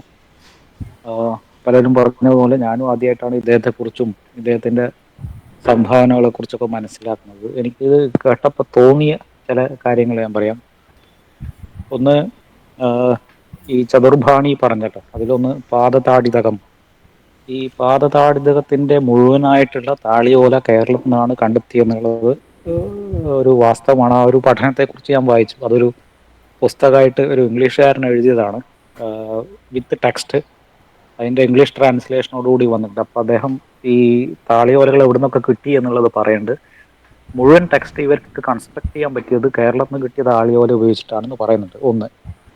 പിന്നെ ഇദ്ദേഹത്തിൻ്റെ പ്രവർത്തനങ്ങളിലും നോക്കുമ്പം, അതേപോലെ ഇദ്ദേഹം പബ്ലിഷ് ചെയ്ത പുസ്തകങ്ങളുടെ ഒക്കെ വെച്ച് നോക്കുമ്പം, അഭിനവ് ഭാരതി ആയാലും പിന്നെ ജനാശ്രയി നേരത്തെ പറഞ്ഞു, വിജിക പറഞ്ഞു, പാദതാടിതകം പറഞ്ഞു, ഇതൊക്കെ കേരളവുമായിട്ട് ബന്ധപ്പെട്ടതാണ്. ഇതിൻ്റെയൊക്കെ താളിയോലകളിൽ നല്ലൊരു ശതമാനം കേരളത്തിൽ നിന്ന് കിട്ടിയതാണ്. അപ്പോൾ ഇദ്ദേഹത്തിന് കേരളമായിട്ട് നല്ലൊരു കണക്ഷൻ ഉണ്ട് എന്നുള്ളത് മനസ്സിലായി. പക്ഷേ ഇങ്ങനെയുള്ള താളിയോലകൾ കേരളത്തിൽ എവിടെയായാലും, വീടുകളിലായാലും താളിയോല ലൈബ്രറികളിലായാലും കണ്ടെത്തുക എന്നുള്ളത് അത്ര എളുപ്പമല്ല. ഇന്നത്തെ കാലത്ത് പോലും നമുക്ക് പോലും ബുദ്ധിമുട്ടാണ് ഈ ഒരു പുതിയൊരു ടെക്സ്റ്റ് കണ്ടുപിടിക്കുക. അല്ലെ താളിയോല ഉള്ളത് തന്നെ നമുക്കറിയാത്തൊരു ടെക്സ്റ്റ് ഇന്ന സ്ഥലത്തുനിന്ന് ഉണ്ടെന്ന് മനസ്സിലാവുക, അവിടുന്ന് അത് സംഘടിപ്പിക്കുക എന്നുള്ളതൊക്കെ ഇന്നത്തെ കാലത്ത് പോലും ബുദ്ധിമുട്ടാണ്. അപ്പൊ ഇദ്ദേഹം വർക്ക് ചെയ്ത ഒരു കാലം എന്ന് പറഞ്ഞാൽ, ജീവിച്ചിരുന്ന കാലം, ഇദ്ദേഹം ഇതിൽ മുഴുകിയിരുന്ന ഒരു കാലം എന്ന് പറഞ്ഞാൽ അതിലും ബുദ്ധിമുട്ടുകളാണ്. ഇന്നത്തെ പോലെ അറിയാനുള്ള സംവിധാനങ്ങളൊന്നും അന്നുണ്ടായിരുന്നില്ല. അപ്പൊ ഇദ്ദേഹത്തിന് എങ്ങനെയാണ് ഇത് മനസ്സിലായത്? അതായത് കേരളത്തിൽ ഇതിന്റെ താളിയോലകൾ ഉണ്ടെന്നും ഇന്ന സ്ഥലങ്ങളിലുണ്ടെന്നൊക്കെ എങ്ങനെ മനസ്സിലായി? അതേപോലെ ഇന്ന കൃതികൾ ഇതൊക്കെ അപ്രകാശിതങ്ങളാണ് എന്നുള്ളത് ഇദ്ദേഹത്തിന് മനസ്സിലായി. അപ്പോൾ ഞാൻ ഊഹിക്കുന്നത്, അന്ന് ഏതാണ്ട് ആ സമയത്താണല്ലോ നമ്മുടെ ഗണപതി ശാസ്ത്രികളൊക്കെ തിരുവനന്തപുരത്തുണ്ടായിരുന്നതൊക്കെ. അപ്പോൾ മിക്കവാറും ഗണപതി ശാസ്ത്രികൾ, പിന്നെ അന്നത്തെ ഈ വിഷയത്തിൽ ഏതാണ്ട് ഇതേ കാലത്ത് ഈ വിഷയത്തിൽ ഇതേപോലെ സഞ്ചരിച്ചിരുന്ന ആൾക്കാരാണ് VR രാഘവൻ, ഗണപതി ശാസ്ത്രികള്, ഇനി കുഞ്ചുണ്ണി രാജ ഏതാണ്ട് ഇതേ സമയമാണ്. സോറി VR അല്ല, V രാഘവൻ, കുഞ്ചുണ്ണി രാജ, ഇങ്ങനെയുള്ള കുറെ പേര് ഈ മാനുസ്ക്രിപ്റ്റുമായിട്ട് വർക്ക് ചെയ്യുന്ന ഒരു കൾച്ചർ ഇവിടെ ഉണ്ടായിരുന്നു. മാനുസ്ക്രിപ്റ്റിൽ വർക്ക് ചെയ്യുന്ന ഒരു കൾച്ചർ ആ സമയത്ത് ഇദ്ദേഹത്തിന്റെ കാലത്ത് ഉണ്ടായിരുന്നു. അപ്പൊ ഇവർ തമ്മിലുള്ള അങ്ങോട്ടും ഇങ്ങോട്ടുള്ള കൊടുക്കൽ വാങ്ങൽ വഴി ആയിരിക്കാം കേരളത്തിൽ ഇങ്ങനെ ഉണ്ടെന്നും അദ്ദേഹം മനസ്സിലാക്കിയതും അങ്ങനെ ഒരു സാധ്യത ഉണ്ട് എന്നാണ് എനിക്ക് തോന്നുന്നത്. അല്ലാതെ കേരളത്തിൽ ഇങ്ങനെയുള്ള സാധനങ്ങൾ, ഇങ്ങനെയുള്ള താളിയോലകൾ ഉണ്ട് എന്ന് മനസ്സിലാക്കലും കണ്ടെടുക്കലൊക്കെ വളരെ ബുദ്ധിമുട്ടാണ്. അല്ലെങ്കിൽ കേരളത്തിൽ വന്ന് കുറച്ചു കാലം നിന്ന് ഇവിടുത്തെ ഒരു താളിയോല സംസ്കാരത്തെ കുറിച്ചൊക്കെ പഠിച്ച് അങ്ങനെയൊക്കെ ഉണ്ടെങ്കിൽ, ഇപ്പൊ അക്ലൂജകരൊക്കെ ചെയ്ത പോലെ ഇവിടെ അങ്ങ് നിന്ന് അങ്ങനെയൊക്കെ ഉണ്ടെങ്കിൽ മാത്രമേ ഇതെല്ലാം മനസ്സിലാക്കാൻ പറ്റൂ, കണ്ടെടുക്കാൻ പറ്റൂ. പക്ഷെ ഇദ്ദേഹം അത്രയും കാലം കേരളത്തിൽ സ്പെൻഡ് ചെയ്തിട്ടുണ്ടോ എന്നുള്ളത് സംശയമാണ്. അപ്പോൾ ഈ ഒരു നെറ്റ്വർക്ക് ആയിരിക്കാം ഈ താളിയോലകളെ തിരിച്ചറിയാനും കണ്ടെടുക്കാനും പബ്ലിഷ് ചെയ്യാനൊക്കെ കേരളത്തിലുള്ളതാണ് ഞാൻ പറയുന്നത് സഹായിച്ചിട്ടുണ്ടാവും. അപ്പൊ ഇതിനെക്കുറിച്ച് വല്ല പരാമർശങ്ങളുണ്ടോ? ഇദ്ദേഹത്തിന്റെ ഒരു കണക്ഷൻ പറഞ്ഞല്ലോ, ആരൊക്കെ ആയിട്ടാണ് ബന്ധമുണ്ട്, അതിൽ ഗണപതി ശാസ്ത്രികൾ, വി രാഘവൻ ഇവരൊക്കെ വരുന്നുണ്ടോ? അപ്പൊ അങ്ങനെ ഒരു സംശയമുണ്ട്. അല്ലാതെ ഇത് സാധ്യമല്ല. അജിതൻ ഒന്ന് ഇടപെട്ടോട്ടെ. ഈ ഒരു വിഷയം അല്ലാതെ വേറെ ഏതെങ്കിലും അംശങ്ങൾ ഇതിന് പറയാനുണ്ടോ? ഞാൻ ഇടപെടുന്നത് സമയക്കുറവ് കൊണ്ടാണ്. ഒന്ന്, ഇപ്പൊ പറഞ്ഞ കാര്യം ക്ലിയർ ആണ്. ഇതല്ലാതെ വേറെ വിധം പറയാനുണ്ടെങ്കിൽ പറയൂ. പിന്നെ പറയാനുള്ളത് ഈ contribution of Andhra Pradesh to Sanskrit literature ഉള്ള ഒരു ഇത് വന്നിട്ടല്ലോ, സ്റ്റഡി വന്നിട്ടല്ലോ. അപ്പൊ അതിൽ ഇദ്ദേഹത്തെ കുറിച്ച് വല്ലതും ഉണ്ടോ? അതായത് ഇപ്പം ആന്ധ്രാപ്രദേശിൽ മൊത്തം സംസ്കൃതത്തിന് സംഭാവന ചെയ്ത കൂട്ടത്തിൽ ഇദ്ദേഹം അതിൽ ഉൾപ്പെട്ടിട്ടുണ്ടോ? ഇദ്ദേഹത്തെ കുറിച്ചുള്ള പരാമർശങ്ങളുണ്ടോ? ഇദ്ദേഹത്തിന്റെ സംഭാവനയും ആ പഠനത്തിന്റെ ഭാഗമായിട്ടുണ്ടോ എന്നൊക്കെ അറിഞ്ഞാൽ കൊള്ളാം എന്നൊരു ആഗ്രഹം. തീർച്ചയായിട്ടും ഈ കാര്യത്തെക്കുറിച്ച് മീര വളരെ ആധികാരികമായിട്ട് തന്നെ സംസാരിക്കും. പക്ഷെ അതിനു മുമ്പ് എൻ്റെ ഒരു ചെറിയൊരു അഭിപ്രായം പറയാം. ഞാൻ ഇതിൽ അജിത് മാഷ് സംശയിക്കുന്ന പോലെ അല്ല കാര്യം എന്നാണ് നമ്മൾ ഇതുവരെ കിട്ടുന്ന അദ്ദേഹത്തെക്കുറിച്ചുള്ള രേഖകൾ കാണുമ്പോൾ മനസ്സിലാവുന്നത്. പൊതുസമൂഹത്തിൻ്റെയോ അക്കാദമിക സമൂഹത്തിൻ്റെയോ അംഗീകാരമോ സപ്പോർട്ടോ ഇല്ലാതെയാണ് ഇദ്ദേഹം പ്രവർത്തിച്ചിരുന്നത്. ഇദ്ദേഹത്തിൻ്റെ പ്രവർത്തന രീതി അങ്ങനെയായിരുന്നു. നേരെ മറിച്ചാണ് മഹാമഹോപാധ്യായ ടി ഗണപതി ശാസ്ത്രി ആയാലും പ്രൊഫസർ വി രാഘവനായാലും ഒരുപാട് സംവിധാനങ്ങളെയും ശിഷ്യഗണങ്ങളെയും സഹപ്രവർത്തകരെയും ആശ്രയിച്ചിട്ട്, ഞാൻ നല്ല വാക്കുപയോഗിക്കുന്നത് മാത്രമേ ഉള്ളൂ, ആശ്രയിച്ചിട്ട് അവർ പ്രവർത്തിച്ചിരുന്നു. ഇദ്ദേഹം അങ്ങനെ അല്ലായിരുന്നു എന്നുള്ളതാണ് നമുക്ക് ഇതുവരെ. അല്ല, ഞാൻ സാറേ ഒന്നുകൂടെ വിട്ടോട്ടെ, പറഞ്ഞു അതല്ല. പക്ഷെ കേരളത്തിലുള്ള താളിയോലകളെ കുറിച്ച് അതിന് ഞാൻ പറയാം. അതിന് അദ്ദേഹം അറിയാൻ ഇടവന്നത്, അതുകൊണ്ടാണ് ഞാൻ ആ കാര്യം ഒന്ന് എടുത്തു പറഞ്ഞത്. ഗവൺമെന്റ് ഓറിയന്റൽ മാനുസ്ക്രിപ്റ്റ്സ് ലൈബ്രറിയിൽ കുറെ കാലം അദ്ദേഹത്തിന്റെ ചെറുപ്പകാലത്ത് വർക്ക് ചെയ്തിരുന്നു. അധികായന്മാരുള്ള കാലത്ത് അവർ പലതും പറഞ്ഞു കൊടുത്തിട്ടുണ്ടാവും, അവരുടെ പ്രവർത്തന രീതിയിൽ നിന്ന് പലതും മനസ്സിലാക്കിയിട്ടുണ്ടാവും. ഇങ്ങനെ ഈ നെറ്റ്വർക്ക് അന്നുള്ള സംവിധാനങ്ങൾ വെച്ചുകൊണ്ട് ഒരു നെറ്റ്വർക്ക്, അല്ലാതെ പേഴ്സണൽ റിലേഷൻസ് ഉപയോഗിച്ചിട്ടുണ്ടാവും എന്ന് തോന്നുന്നില്ല. ഇത് എൻ്റെ ഒരു നിരീക്ഷണമാണ്. മീര കൂടുതൽ ആധികാരികമായിട്ട് പറയും. ഇതിൽ എനിക്ക് ഇത്രത്തോളം പറയാൻ കഴിയുന്നത് എന്തുകൊണ്ടാണ് ചോദിച്ചു കഴിഞ്ഞാൽ, ഞാനും മീരയും അടങ്ങുന്ന ഒരു 4-5 പേര് ഈ വിഷയത്തിലേക്ക് ഒന്ന് ശ്രദ്ധ കേന്ദ്രീകരിച്ച് ഇതൊന്ന് ഫോക്കസ് ചെയ്ത് വർക്ക് ചെയ്യണം എന്ന് പറഞ്ഞ് ഇപ്പൊ കുറച്ച് ദിവസങ്ങളായിട്ട് നോക്കിക്കൊണ്ടിരിക്കുകയാണ്. ഞാൻ അധികം വർക്ക് ചെയ്തിട്ടില്ല. എൻ്റെ കൂടെ ഉള്ള സുഹൃത്തുക്കളാണ് കൂടുതൽ വർക്ക് ചെയ്തിട്ടുള്ളത്. പക്ഷെ ഇവരുടെ കൂടെ നിൽക്കുന്നതുകൊണ്ട് എനിക്കും കുറച്ച് കാര്യങ്ങൾ അറിയുന്നുള്ളത് കൊണ്ട് ഇങ്ങനെയാണ് തോന്നുന്നത്. ഒരു അഭിപ്രായമാണ്. ഏതായാലും ഒന്നും കൂടി ഒന്ന് പറഞ്ഞോട്ടെ. അപ്പോ ഇദ്ദേഹം ഈ പലതും നോട്ട് ചെയ്തിട്ടുണ്ട്. ഇദ്ദേഹത്തിന്റെ ഇൻട്രൊഡക്ഷൻ അവിടെ എന്നൊക്കെ പറഞ്ഞല്ലോ, അത് ആരൊക്കെയാണ് പരിചയം, ആരൊക്കെയായിട്ട് വർത്താനം. ഇപ്പൊ കേരളത്തിലെ ആരൊക്കെയായിട്ടാണ് ഇദ്ദേഹം ഇന്ററാക്ട് ചെയ്തത്? തീർച്ചയായിട്ടും മീര അതിനെ കുറിച്ച് പറയും. നമുക്കിപ്പോ ഇനിയിപ്പോ 3-4 പേര് അഭിപ്രായം പറയാൻ വേണ്ടി കാത്തു നിൽക്കുന്നു. ഗോപിക, മേഖല, മായ. അപ്പൊ ആദ്യം ഗോപികയെ ഞാൻ വിളിക്കട്ടെ.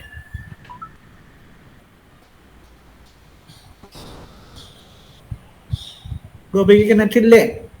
എന്നാ മേഖല പറഞ്ഞോളൂ. മീരയുടെ അവതരണം വളരെ നന്നായിരുന്നു. ഇത് കേട്ടതിൽ നിന്നും ഒരു കാര്യം തോന്നിയത്, ഇപ്പൊ ഇദ്ദേഹം പ്രസിദ്ധമായ ലൈബ്രറികളിൽ വർക്ക് ചെയ്തിട്ടുണ്ടെന്ന് പറഞ്ഞു. ഗവേഷണം തന്നെ ജീവിതമാക്കിയ ഒരാളാണ്. പിന്നെ അദ്ദേഹം ജനാശ്രീ, അതേപോലെ നൃത്തപര, അങ്ങനെയുള്ള കാര്യങ്ങളെ കുറിച്ചൊക്കെ അദ്ദേഹം മറ്റുള്ളവർ പറഞ്ഞതിനെ അങ്ങ് എടുത്തു പറഞ്ഞിട്ടുമുണ്ട്. ഇത്രയ്ക്കും അദ്ദേഹം വർക്ക് ചെയ്തിട്ടും എന്തുകൊണ്ടാണ് അദ്ദേഹം ഈ സംസ്കൃതം എന്നുള്ള ഒരു ഫീൽഡിൽ തഴയപ്പെട്ടത്? ഇത്രയും വർക്ക് ചെയ്തിട്ട് എന്തുകൊണ്ടാ അദ്ദേഹത്തെ ആരും പരിഗണിക്കാതെ ഇരുന്നത് എന്നുള്ളത് തോന്നി. അത്രേ ഉള്ളൂ. മാഷെ കേൾക്കാവോ? കേൾക്കാം. ഗോപിക പറയൂ. ചേച്ചി വളരെ നന്നായിരുന്നു ചേച്ചി പ്രസന്റേഷൻ. എനിക്കിപ്പോ ഈ MR കവി നാട്യശാസ്ത്രത്തില് അഭിനവ ഭാരതിയിൽ വളരെയധികം എന്താ പറയാ വളരെയധികം മികവ് പുലർത്തിയതാണ് എന്ന് ആ ഒരു അറിവ് മാത്രമേ ഉണ്ടായിരുന്നുള്ളൂ. അപ്പോൾ ഈ മറ്റു കൃതികളും ചേച്ചി ഇപ്പൊ പരിചയപ്പെടുത്തി. എൻ്റെ ഒരു ഡൗട്ട് എന്താണെന്ന് വെച്ചാൽ ഈ ഒരു പാണ്ഡിത്യമൊക്കെ ഇപ്പൊ നാനാ മേഖലകളിലാണല്ലോ അദ്ദേഹം മികവ് പുലർത്തിയ, അർത്ഥശാസ്ത്രം അതുപോലെ തന്നെ മറ്റുള്ള കൃതികൾ. ഈ ഒരു അറിവൊക്കെ അങ്ങനെ അദ്ദേഹം എങ്ങനെയാണ് അഭ്യസിച്ചത്? അതുപോലെ ഏതൊക്കെ ഒരു ഗുരുക്കന്മാരുടെ കീഴിലാണ് അദ്ദേഹം ഈ ഒരു അറിവൊക്കെ ഉണ്ടാക്കിയതെന്ന് ഒരു ഡൗട്ടാണ് ചേച്ചി ഉള്ളത്. ഗോപിക, ഈ ചേച്ചി പ്രയോഗം തൽക്കാലം നിർത്തുക. വേദിയിൽ വരുമ്പോ കുറച്ചുകൂടി ഔപചാരികമായിട്ട് സംസാരിക്കാം. ശരി. അപ്പൊ മായ. മീരയുടെ അവതരണം വളരെ നന്നായിരുന്നു. ഇപ്പോ നമ്മൾ ഒരാളെ ഒരു പുതിയതായിട്ട് ഒരു വ്യക്തിയെ പരിചയപ്പെടുത്തുമ്പോൾ എന്തൊക്കെ കാര്യങ്ങൾ പറയണോ അത് മുഴുവൻ വൃത്തിയായിട്ട് പറഞ്ഞു തന്നിട്ടുണ്ട്. പിന്നെ ഇപ്പോ ഈ തെലുങ്ക് പുസ്തകങ്ങള് അത് ട്രാൻസ്ലേറ്റ് ചെയ്ത് വായിക്കാൻ ശ്രമിച്ചു എന്നൊക്കെ പറയുമ്പോൾ എങ്ങനെയാണോ MR കവി ഒരു ഗവേഷകൻ എന്നുള്ള നിലയിൽ മുന്നിട്ട് നിൽക്കുന്നത്, അതുപോലെ തന്നെ ആ മീരയിലെയും ഗവേഷക അവിടെ ഈ ഞങ്ങൾക്കൊക്കെ മനസ്സിലാക്കാൻ പറ്റുന്നുണ്ട്. അപ്പൊ അങ്ങനെ അത്രയും ശ്രദ്ധയോടുകൂടി പുസ്തകങ്ങളൊക്കെ വായിച്ചു എന്നുള്ളത് കൊണ്ട് ചോദിക്കുകയാണ്. ഇപ്പോ നൃത്തവര എന്നുള്ള ഒരു ടെക്സ്റ്റിനെ കുറിച്ച് പറഞ്ഞു. അപ്പോ അതായത് രൂപക വിഭാഗത്തിൽ പെടുന്നതാണെന്ന് പറഞ്ഞു. അപ്പോ അതിനെ കുറിച്ച് പറഞ്ഞപ്പോ ഈ നായകന്മാരും രസങ്ങളും എല്ലാം ഉണ്ടാവും അങ്ങനെ പറഞ്ഞല്ലോ. അപ്പൊ അതിൽ ആ പുസ്തകത്തിൽ എവിടെയെങ്കിലും അങ്ങനെ ഒരു ബുക്കിന്റെ ഉദാഹരണമായിട്ട് ഏതെങ്കിലും ഒരു ടെക്സ്റ്റ് കവി പറഞ്ഞിട്ടുണ്ടോ എന്നുള്ളതാണ് സംശയം.